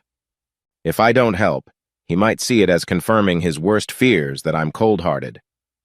So, you're stuck between punishing Olivia or supporting her out of compassion, Lauren summarized gently. But you realize you can do something for Ethan without directly dealing with her. Daniel nodded. College tuition, maybe. But he won't even talk to me right now, so how do I give it to him? Drop a check in his mailbox? He'd tear it up. Lauren offered a small, wry smile. We can figure that out. For now, do you want me to draft a trust or something that ensures Ethan's funds without him feeling like he owes you emotionally? The idea of a trust gave Daniel pause. That might be the cleanest way, but it feels impersonal. Still, maybe it'd help Ethan see he was serious. Could work, he murmured. Set it up so he has to actively accept it, or it reverts back to me after some time. That way the choice is his. Lauren scribbled a note. I'll start drafting options. Now, about Olivia's hospital bills, there's no legal requirement, but if you want to pitch in, we can structure that too. Or you can wait to see if Nathan steps up, given he's apparently Ethan's father. Daniel's jaw clenched. Nathan won't step up unless forced. He's a weasel. But maybe if he's cornered, he'll do something. I'm not sure how that helps me, though. Lauren set down her pen. Look, Daniel, you always try to solve everything with logic, but this situation is soaked in emotion. Maybe the real question is how you want to live with yourself afterward. Do you want to walk away entirely? Or do you want to be the bigger person, show compassion, even if it stings? He couldn't suppress a weary sigh. That's the moral dilemma, isn't it? She reached out, squeezing his arm lightly. Yes, and I can't decide for you. But I'll back you either way. Daniel stared at her hand on his arm, warmth flooding him momentarily. Thank you, he said softly, meeting her gaze. Emotions he'd kept under wraps for months flickered in that exchange, but they both let it pass unspoken. There were bigger matters at hand. Lauren picked up her coat, preparing to leave. Think about it. We'll talk soon. She paused at the door, giving him a thoughtful look. And if you ever need someone to lean on, you know where to find me. Daniel nodded, a tightness in his chest. I do. When she was gone, the house felt even emptier. He sank onto the couch, mind churning with the question, to help or not to help?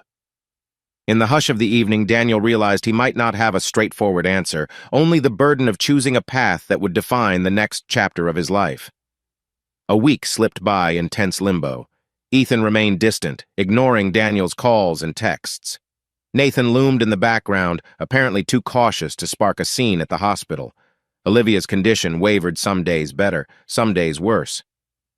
On a drizzly afternoon, Daniel found himself in his pickup truck outside the hospital's parking structure, heart thumping. A voicemail had come in from Olivia, her voice shaky, requesting he come. Why would she want me now, unless it's something serious, he wondered, stepping into the hospital lobby. He noticed the faint antiseptic smell, the quiet bustle of visitors and staff. Mister? Harper? A nurse asked as he hovered near the third-floor desk. Olivia Harper asked for you. She's in 306. He thanked her, walked to the familiar door, and stepped inside. Olivia lay propped on pillows, eyes shadowed by fatigue.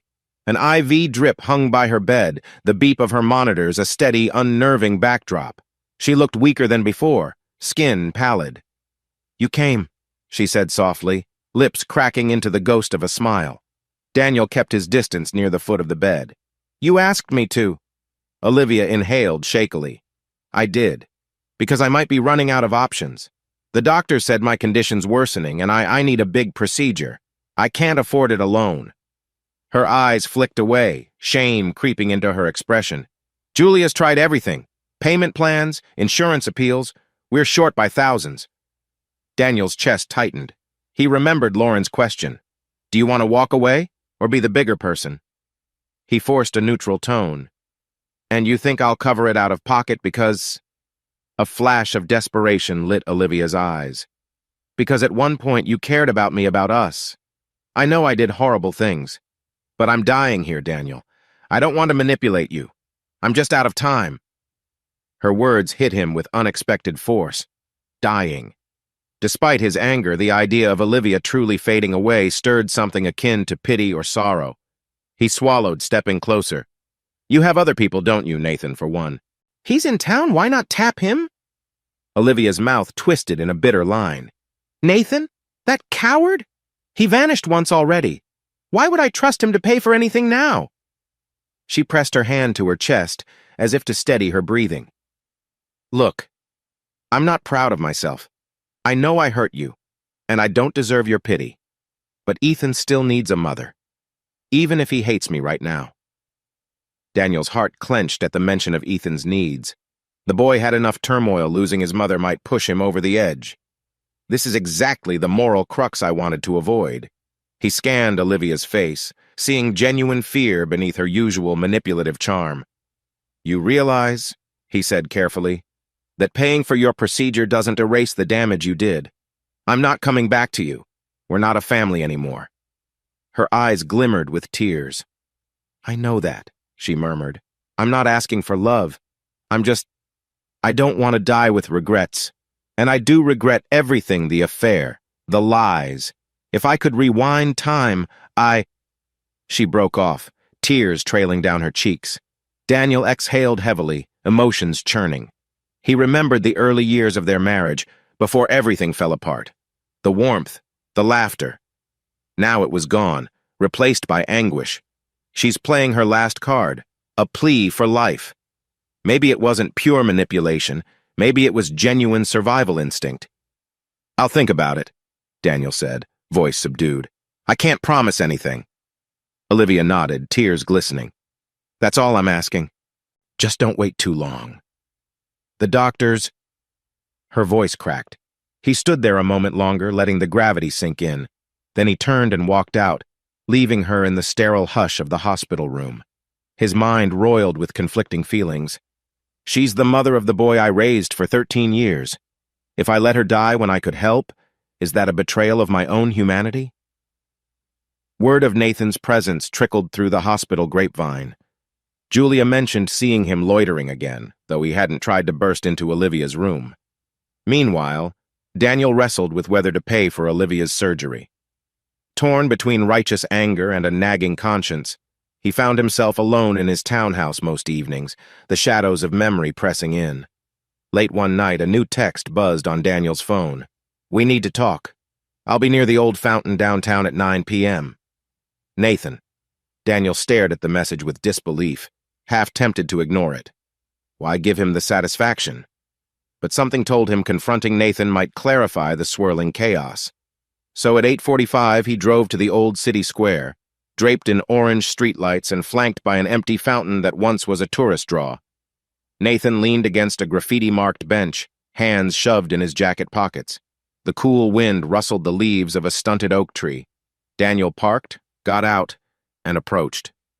"You picking fight spots now?" Daniel asked, voice low. Nathan shrugged, posture tense.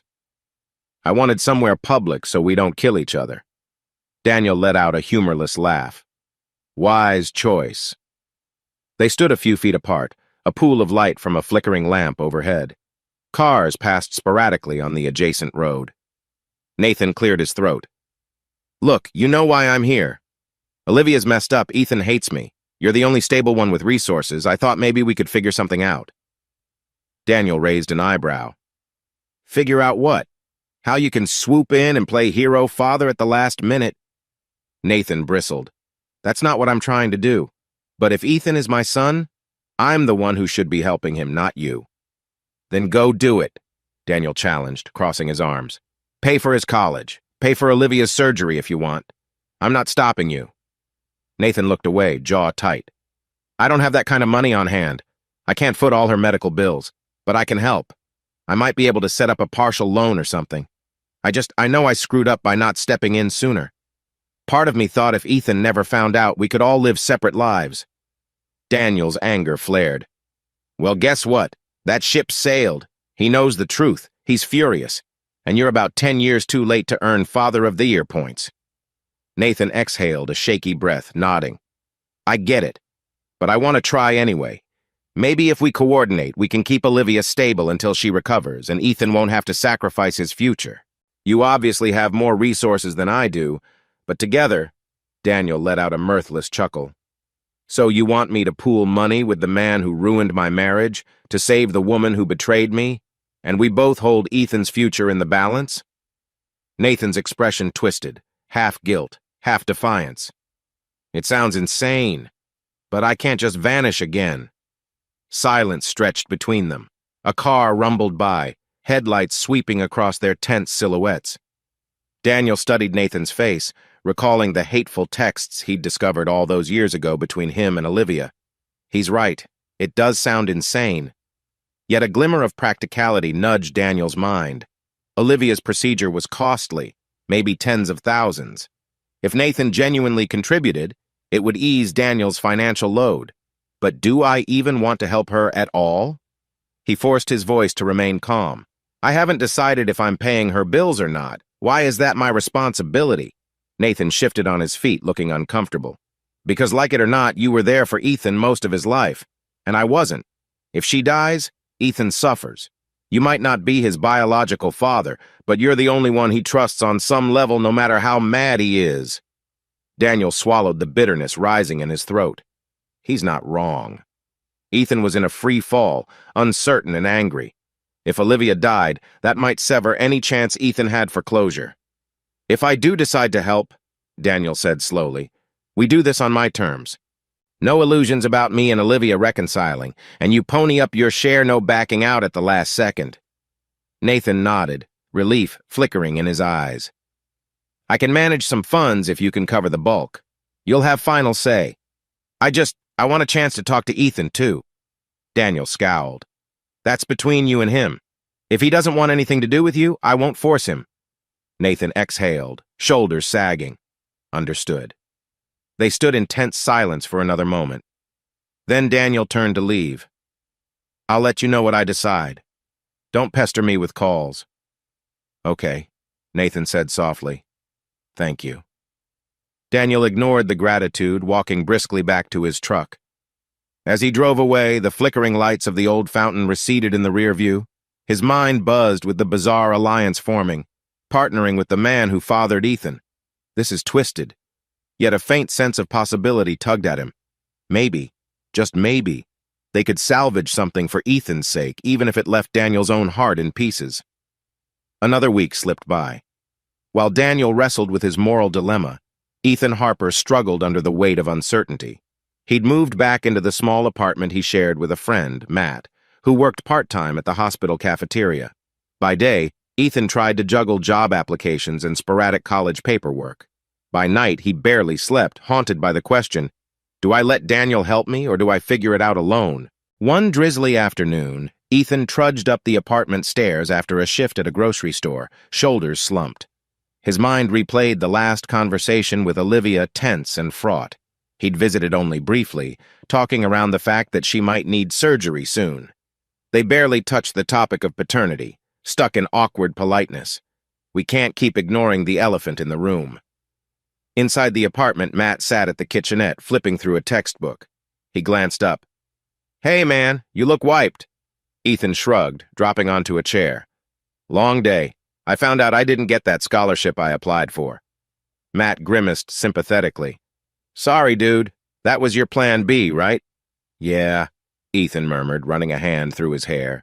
Now I'm back to plan Z. Scrounge for loans, hope I can still register for classes, or somehow get Daniel's help. Matt set his book aside. Have you talked to him about it? He came by the hospital asking about you last week. I told him you were around, but yeah. Ethan tensed. He came by the cafeteria? Great. Part of him was touched that Daniel was looking.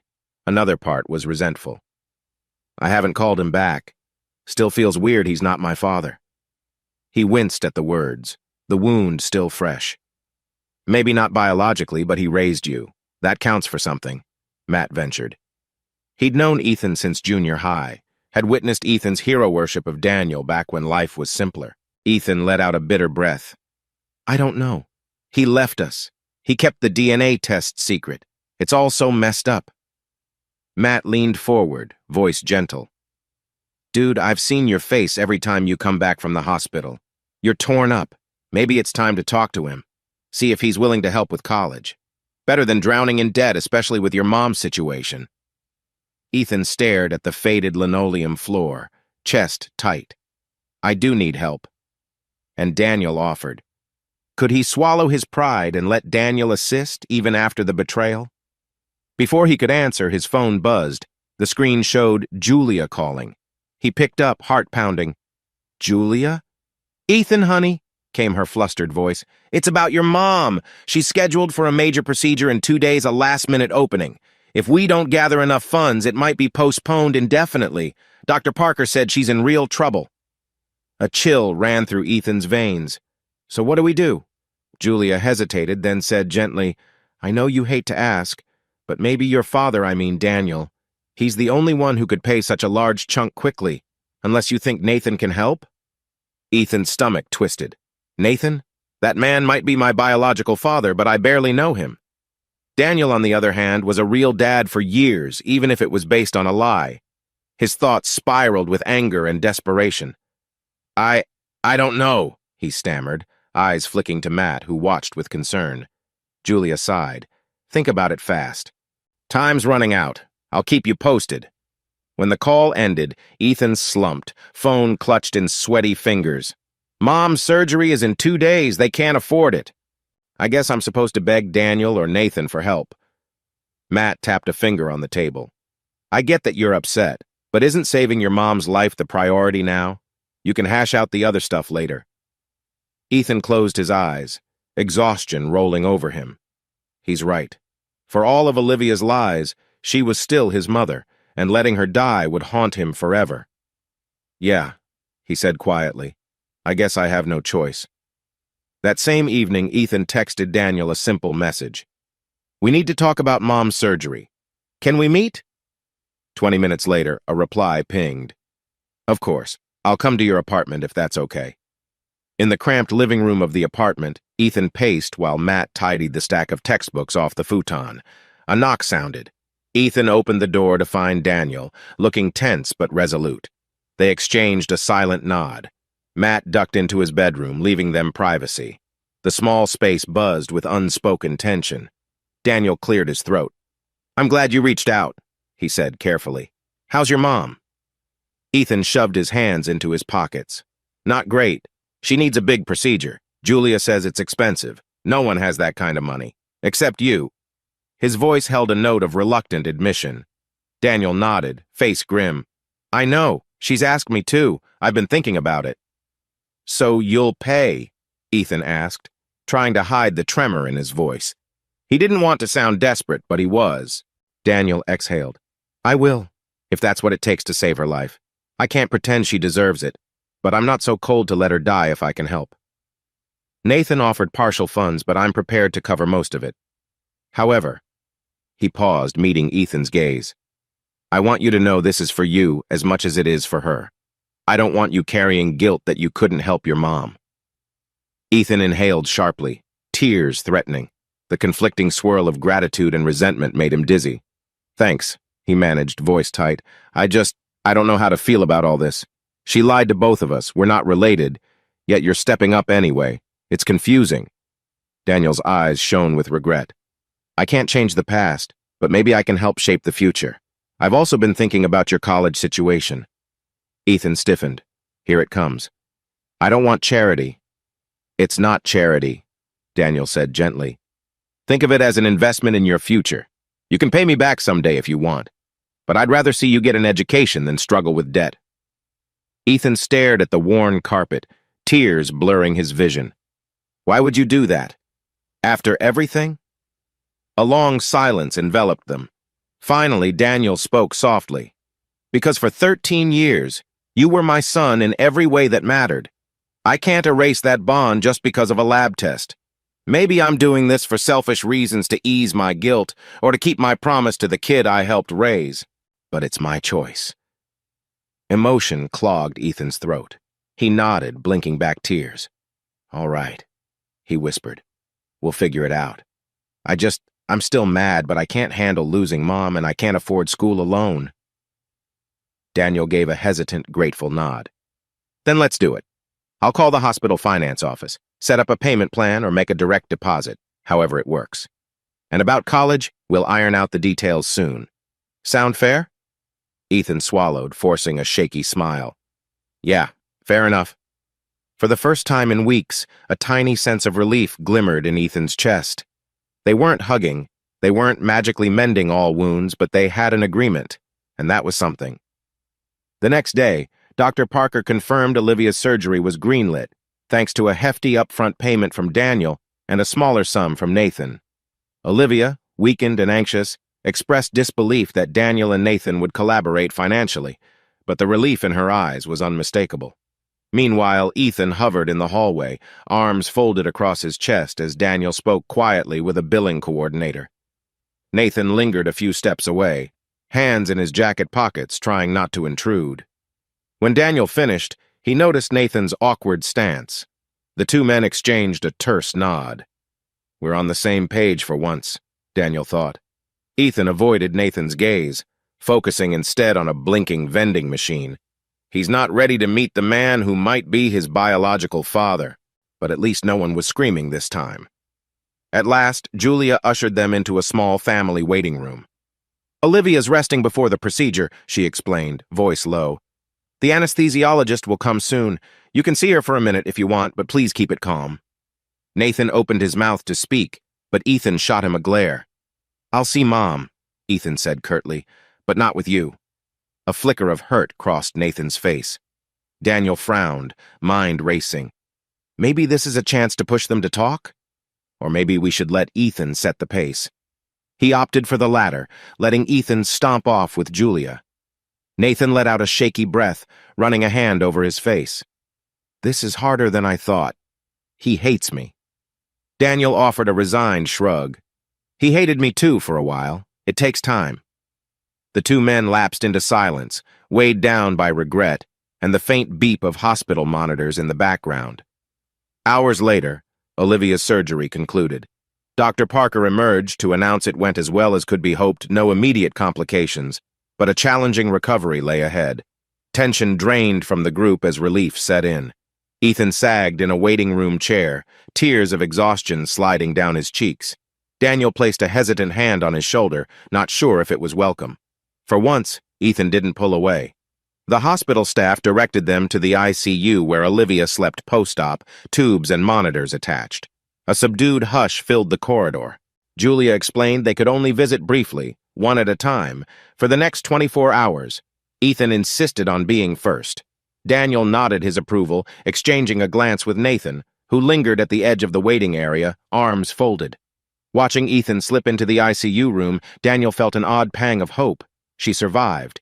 That means Ethan won't face losing her right now. Yet he also sensed the road ahead would be fraught.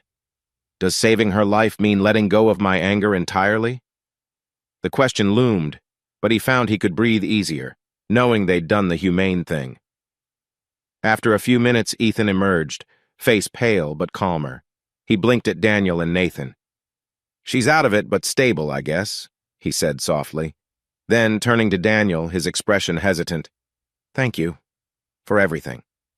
Daniel's chest tightened at those simple words.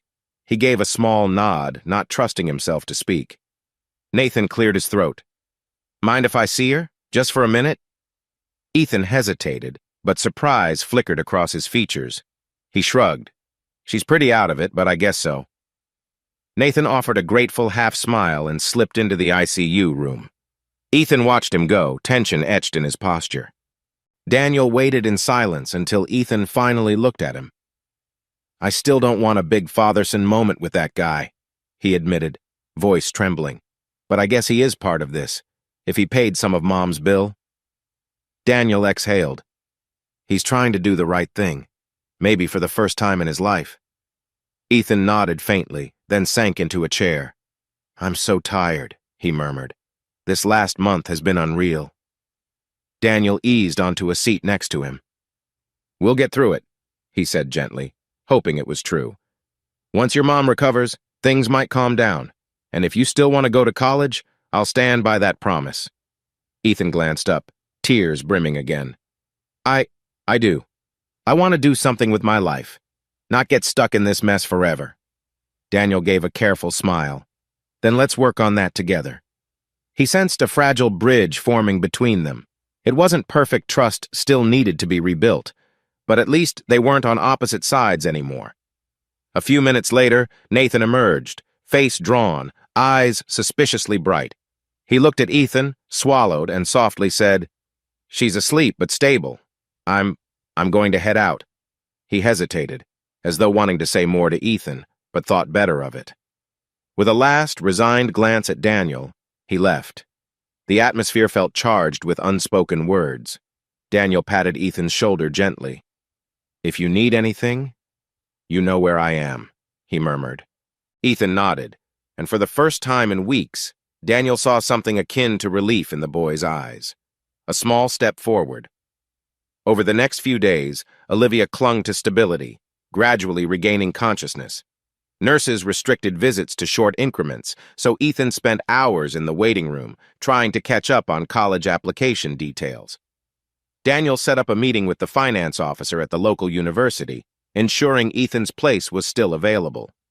Meanwhile, Nathan hovered on the periphery, occasionally slipping in to check on Olivia, still hoping for a chance to speak with Ethan in a calmer setting. One afternoon, Daniel and Ethan found themselves outside the hospital cafeteria, grabbing stale coffee from a vending machine. They leaned against the wall, the hum of the machine lulling them into an unexpected sense of peace.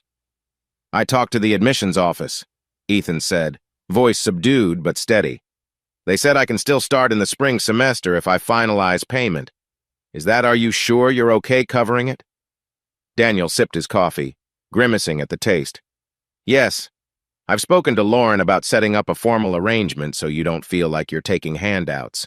She's drafting paperwork for a forgivable loan if you graduate. You don't owe me a cent." Ethan's eyes went wide. "Seriously?" Daniel nodded, a faint smile tugging at his lips. "You commit to finishing your degree, I commit to paying for it. It's an investment in your future. If you drop out, you owe me back. Deal?" Something like gratitude and cautious hope shimmered in Ethan's gaze. "Deal," he said softly. For a moment, father and son, or maybe ex-father and son, shared a moment of understanding. The betrayal, the DNA shock, Olivia's lies, they all hovered in the background, but neither seemed willing to dwell on the pain right then.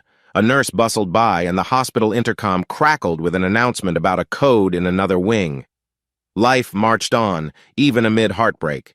2 weeks later, Olivia was stable enough to move out of ICU.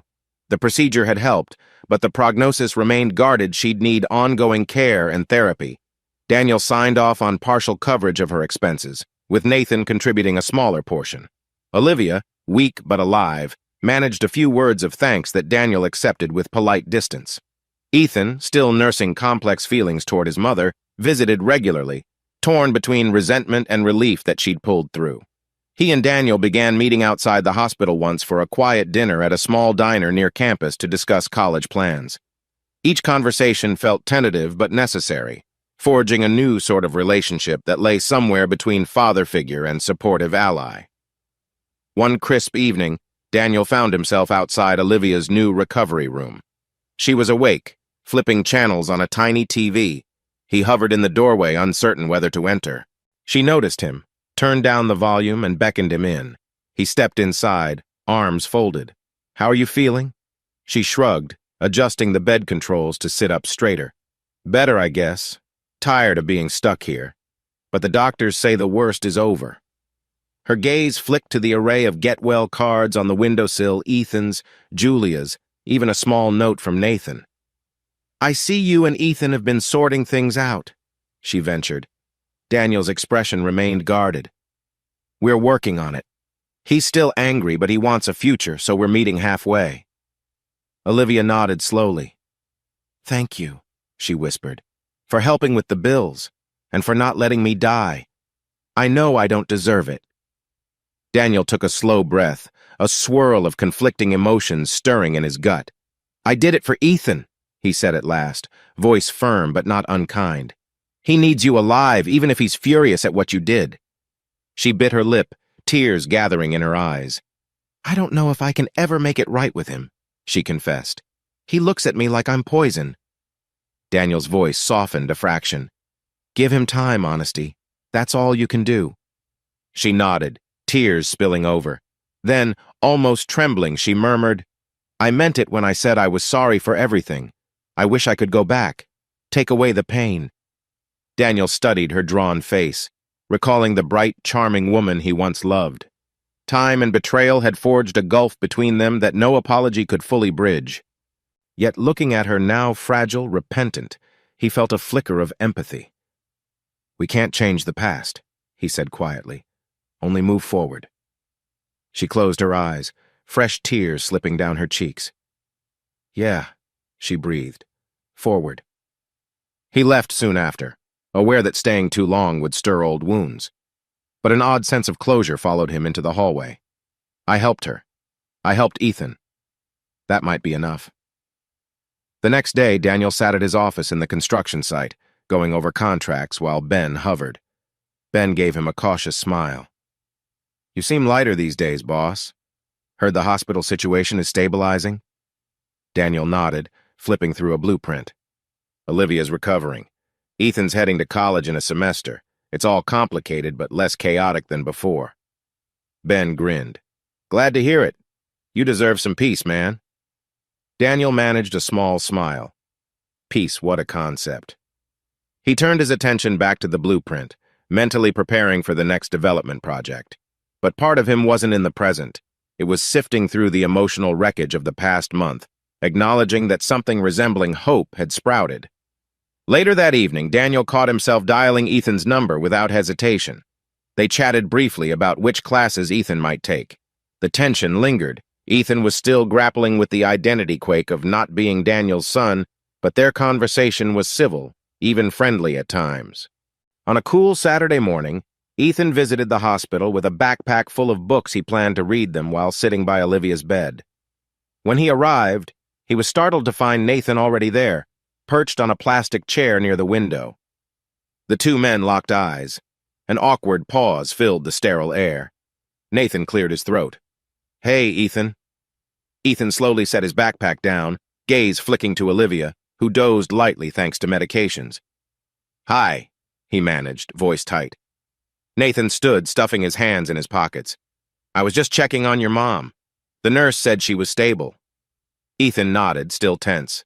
For a moment, neither knew what to say. Then Nathan added, Look, I know you probably hate me. I get it.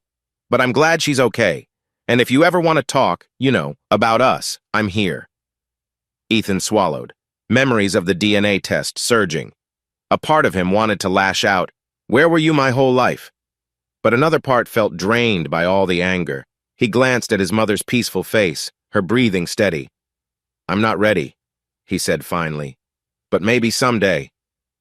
Nathan exhaled, relief stirring in his eyes. I'll give you space. He stepped toward the door. Take care, Ethan. After he left, Ethan sat down, the hush broken only by the beep of monitors. He studied Olivia's drawn face, feeling a strange mixture of compassion and resentment. She's alive, thanks to Daniel, thanks to Nathan, too, ironically. The world had shifted irreparably, yet she was still his mother, for better or worse. He adjusted the blankets around her. She stirred, half opening her eyes.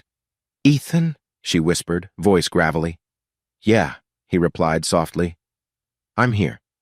She offered a faint smile. Thank you, she murmured, words slurred with fatigue. For staying. Ethan didn't answer right away, too many conflicting emotions swirling. But he finally squeezed her hand, deciding that while the past remained a scar, the future might still hold a chance for fragile reconciliation. Just rest, Mom, he whispered. Maybe that's enough for now. 2 more weeks passed. With Olivia slowly improving, Daniel faced the final step in the moral puzzle, how to finance her remaining treatments. He'd covered the surgery, Nathan chipped in. But a long road of rehab and therapy remained. One evening, he sat with Lauren in his living room, a laptop open as they reviewed potential payment plans. Lauren scrolled through the screen. We can set up a medical escrow. You deposit funds monthly, Nathan deposits his share, and the hospital draws from it. That way you're not just handing her a blank check. Daniel considered this, sipping from a glass of water. Feels more controlled. Keeps me from feeling like a doormat. He rubbed his temples. But it's still a lot of money. Lauren nodded sympathetically. It is, but that's your call. You've already gone this far, might as well see her through to recovery. Daniel sighed, gaze drifting to the corner where an old family photo once hung. He'd removed it years ago, burying the past. Now, ironically, he was more entangled with Olivia's fate than he'd been before. Life can be ironic. Finally, he nodded. Set it up. I'll put in the bulk. Nathan can deposit monthly. If he fails, I'll adjust, but at least we tried. Lauren's eyes warmed with respect.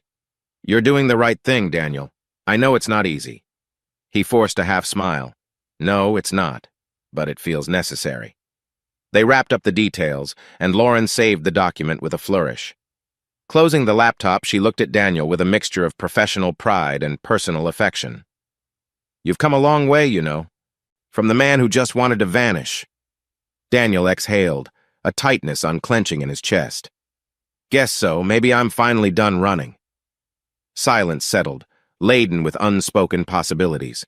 She squeezed his hand and he squeezed back gently. In that quiet moment, Daniel felt something akin to peace, fragile but real. The next morning, Daniel's phone buzzed with a text from Ethan. Mom's out of ICU. We're transferring her to a rehab facility soon. Thanks for everything. The casual, almost polite tone made Daniel smile sadly.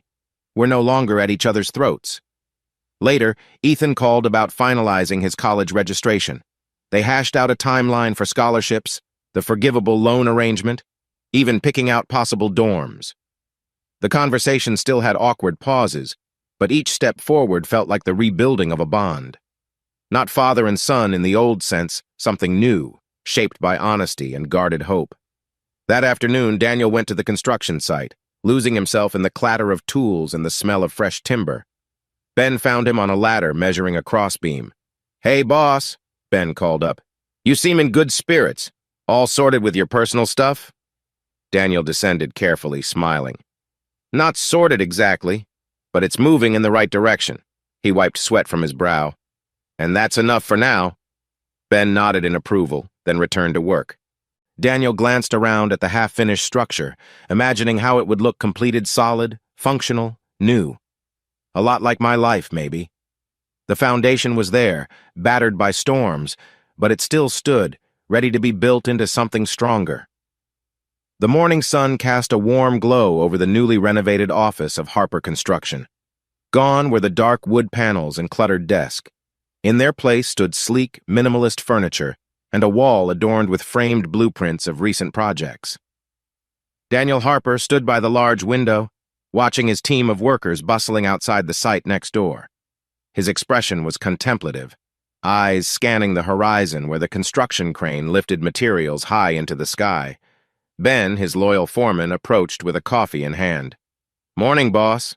Looks like business is picking up, he remarked, handing over the steaming cup. Daniel took the coffee, nodding appreciatively. Yeah, it's been steady. Thanks, Ben. Ben glanced around, noticing the subtle changes in Daniel's demeanor. You seem different these days. More present. Daniel offered a small smile. Trying to be. It's time to focus on the future. They shared a moment of quiet understanding before Ben returned to overseeing the workers. Daniel turned back to the window, a faint smile playing on his lips. A new office, a growing business, and maybe a chance to heal the old wounds. Later that afternoon, Daniel met Lauren Miles at a cozy corner table in their favorite local cafe. The aroma of freshly brewed coffee and baked pastries enveloped the space, creating a comforting atmosphere. Lauren sat across from him, her keen eyes searching his face for signs of lingering turmoil. Thanks for meeting me, Daniel began, stirring his coffee absent-mindedly. I wanted to update you on everything. Lauren nodded, her expression softening. I figured you'd have some news. How's Olivia doing? Daniel sighed, leaning back. She's stable now. The surgery went well, thanks to the funds we arranged. She's in rehab, working on her recovery. It's a slow process, but she's making progress. Lauren reached out, placing a reassuring hand over his. That's good to hear. And Ethan? How's he adjusting to college? Daniel smiled slightly. He's doing all right, settling into dorm life, making friends. He sent me a letter today, said he's figuring things out, that he appreciates the support. Lauren glanced down at her own cup, then back up. I'm glad to hear that. It sounds like you're both moving forward. There was a brief pause, filled with unspoken emotions. Lauren's hand lingered on his for a moment longer before she withdrew. You know, Daniel, if you ever need anything legal advice, a listening ear, you know where to find me. Daniel nodded, feeling a warmth in her presence. I appreciate that, Lauren. More than you know. As they parted ways, Lauren lingered for a moment, watching Daniel walk back to his office. He's trying to heal, to build something new. Maybe I can help him keep going. Weeks passed, and the tension that once gripped Daniel's life began to ease. Business thrived, Olivia's health stabilized, and Ethan immersed himself in his studies. One evening, as Daniel returned to his townhouse after a long day, he found an envelope addressed in neat handwriting on his kitchen table. He recognized Ethan's handwriting instantly. Opening the letter, Daniel read the simple, heartfelt words. Dad, thank you for everything you've done. College is going well, and I'm getting the help I need. I'm figuring things out, one step at a time. I appreciate your support more than I can say. Ethan. A lump formed in Daniel's throat as he read and reread the letter. Ethan's acknowledging the help, but he's still processing everything. He folded the letter carefully and placed it back in the envelope, a silent promise forming in his mind to continue supporting his son's future. Meanwhile, Olivia Harper remained in the rehab facility, her days a blur of therapy sessions and medication. The walls of her room felt both confining and protective, a stark contrast to the chaos that had once dominated her life. Despite her improving physical health, the emotional scars lingered, hidden behind a veneer of polite conversation and calculated detachment. One afternoon, as Daniel visited to check on her progress, Olivia offered a tired smile. You're here, she said quietly, her eyes meeting his with a mix of gratitude and residual bitterness. Yes, I am, Daniel replied, maintaining his composed demeanor. How are you feeling? Better, thanks to you, she acknowledged, though her tone was guarded. I'm getting the help I need. Daniel nodded, choosing not to delve into the past. That's good to hear. Take care of yourself. As he left, Olivia watched him go, a myriad of emotions swirling beneath her calm exterior. He's doing what he can, even if we're not together anymore. Maybe that's something. Nathan Reed found himself at a crossroads. His attempts to reconnect with Ethan had been met with resistance, the boy's anger and hurt forming an impenetrable barrier. The tension between him and Daniel remained unresolved, their uneasy alliance for Olivia's sake adding layers of complexity to their strained interactions. One evening, Nathan sat alone in his modest apartment, staring blankly at the wall. His phone buzzed with a missed call from Daniel, but he chose to ignore it. The guilt and regret gnawed at him, knowing he could never fully make amends for his past actions. He left us both for convenience, for his own peace of mind. I can't ask for forgiveness. He deserves to rebuild his life without me. As he pondered his next move, a knock echoed through his door. Nathan hesitated before opening it to find Julia standing there, rain-soaked and visibly distressed. Nathan, she greeted softly, stepping inside. We need to talk. He sighed, gesturing to a chair. Come in, Julia. What's going on? Julia took a seat, her eyes earnest. I've been thinking about Ethan. He's trying to move on, but he's still hurting. Maybe there's something we can do to help him without bringing more chaos into his life. Nathan frowned, rubbing his temples. I don't know if that's possible. He's so torn up, Julia interrupted gently. I know, but maybe if we approach him with care, without expecting anything in return, it could make a difference. You know he needs support, just not more conflict. Nathan looked down, the weight of her words sinking in. I want to help, Julia, but I don't know how without pushing him away. Julia reached out, placing a comforting hand on his arm. Take it one step at a time. Start with small gestures. Let him know you're there if he ever wants to talk. No pressure. Nathan nodded slowly, a flicker of determination in his eyes. All right, I'll try, for his sake. Months had passed since the turmoil that once threatened to tear the Harper family apart. Daniel's construction business continued to grow, securing new contracts and expanding his team. His interactions with Ethan had become more frequent and meaningful, the boy slowly embracing the support offered without the venom of past betrayals. One evening, as Daniel reviewed new project proposals in his office, Lauren walked in with a stack of legal documents. She placed them neatly on his desk, her eyes searching his face for any sign of fatigue. "Here are the final drafts for the trust agreements," she announced.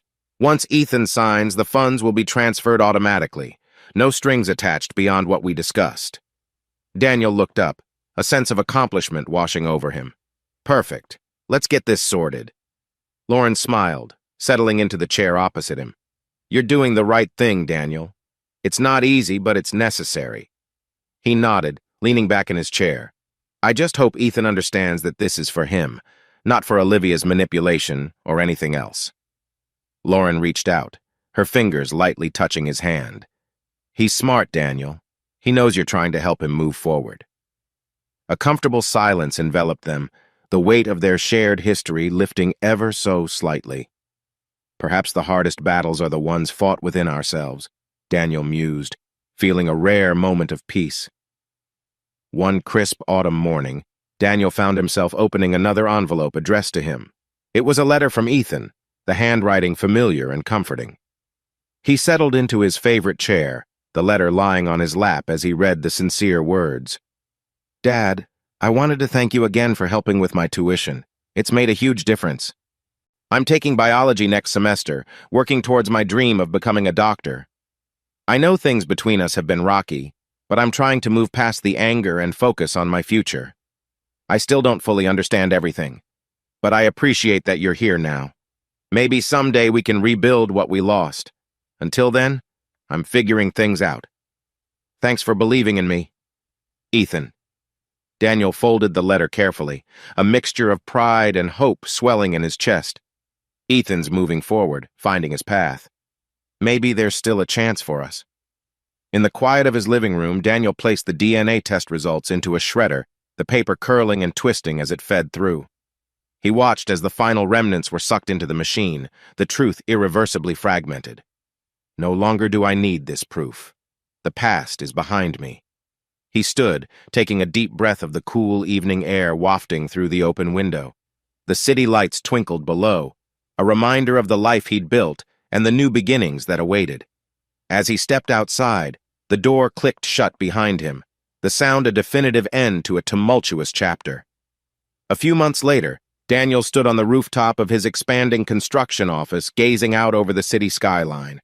The air was crisp, the sunset painting the horizon in hues of orange and pink.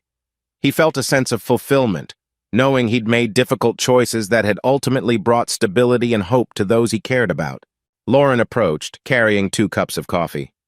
"Thought you might need one," she offered, handing him a cup. Daniel accepted it with a grateful nod. "Thanks, Lauren, for everything." She smiled, leaning against the railing beside him. "We make a good team, don't we?" They shared a comfortable silence, the unspoken bond between them growing stronger with each passing day. Maybe there's more to our relationship than just friendship, Daniel pondered. But he respected the boundaries they'd always maintained. As they sipped their coffee, the city buzzed below, life moving in its relentless pace. Daniel felt ready to embrace whatever the future held, fortified by the lessons of the past and the support of those who stood by him.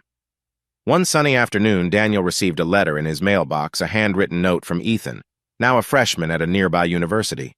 He opened it with anticipation, unfolding the carefully penned words. "Dad, I've settled into college pretty well. Classes are challenging but rewarding, and I'm meeting new people who inspire me every day. I'm taking an internship at the medical center, hoping to get some hands-on experience. I wanted to let you know that I've decided to take your offer. I think it's a good step for both of us. We don't have to talk about the past every day, but having you in my corner means a lot. I'm proud of how you handled everything. It took guts to step up the way you did. I guess we're both figuring things out, huh? Thanks for believing in me. I'm looking forward to seeing where this journey takes us." Ethan. Daniel felt a lump in his throat as he read the letter. Ethan's choosing to move forward, to embrace the support offered. He folded the letter neatly, a smile tugging at his lips. We're both rebuilding, one step at a time. Olivia Harper remained in treatment, her health steadily improving but her spirit still fragile. The staff at the rehab facility recognized her need for both medical and emotional support, ensuring she received comprehensive care. Her manipulative tendencies had softened somewhat, replaced by a genuine desire to mend the broken pieces of her life. One evening, as Daniel visited to check on her progress, Olivia looked up with a tired but sincere smile. You know, Daniel, I don't deserve your help. Not after everything. Daniel shook his head gently. You're not asking for charity, Olivia. You're asking for help. And that's something anyone would do in your situation. She nodded slowly, tears glistening in her eyes. I just wish things could have been different. Daniel placed a hand on her shoulder, feeling a mixture of pity and closure. We can't change the past, but we can try to make the future better for everyone. As he left the room, Olivia watched him go, a silent acknowledgement passing between them. Maybe she's finally finding peace too, Daniel thought, leaving the room with a sense of finality. Nathan Reed found himself stepping away from the hospital, the cool night air a stark contrast to the sterile environment he'd just left. He walked the empty streets of the city, grappling with the remnants of his past actions and the uncertainty of his future. Helping Ethan might be the right thing, but it feels like an admission of failure in other ways. Back at his apartment, Nathan sat by the window watching the rain drizzle down, mirroring his own feelings of remorse and longing. He had tried to make amends, but the scars of betrayal ran deep both for Olivia and Ethan. Perhaps some wounds are too deep to heal fully. As he pondered his next move, a realization settled over him. True reconciliation requires more than financial support or occasional visits. It demands genuine understanding and a willingness to rebuild trust, something he wasn't sure he was ready for. He turned off the lights. The room plunged into darkness. Maybe it's time to move on, he thought, reaching for the door handle. For everyone's sake. One quiet Sunday morning, Daniel stood alone in his living room, the air filled with the scent of freshly brewed coffee. He retrieved the shredded remnants of the DNA test results from the shredder bin, the fragments now nothing more than scraps of paper. Taking a deep breath, he gathered them into a small pile and approached his backyard, where the sun was beginning to rise. He held the pile above his head, feeling the weight of the past years lift slightly from his shoulders. With a decisive motion, he tossed the papers into the small bonfire pit he'd built earlier. Flames eagerly consumed the remnants, the ashes dancing into the morning sky. As the fire dwindled, Daniel watched the last pieces burn away, a sense of finality settling in.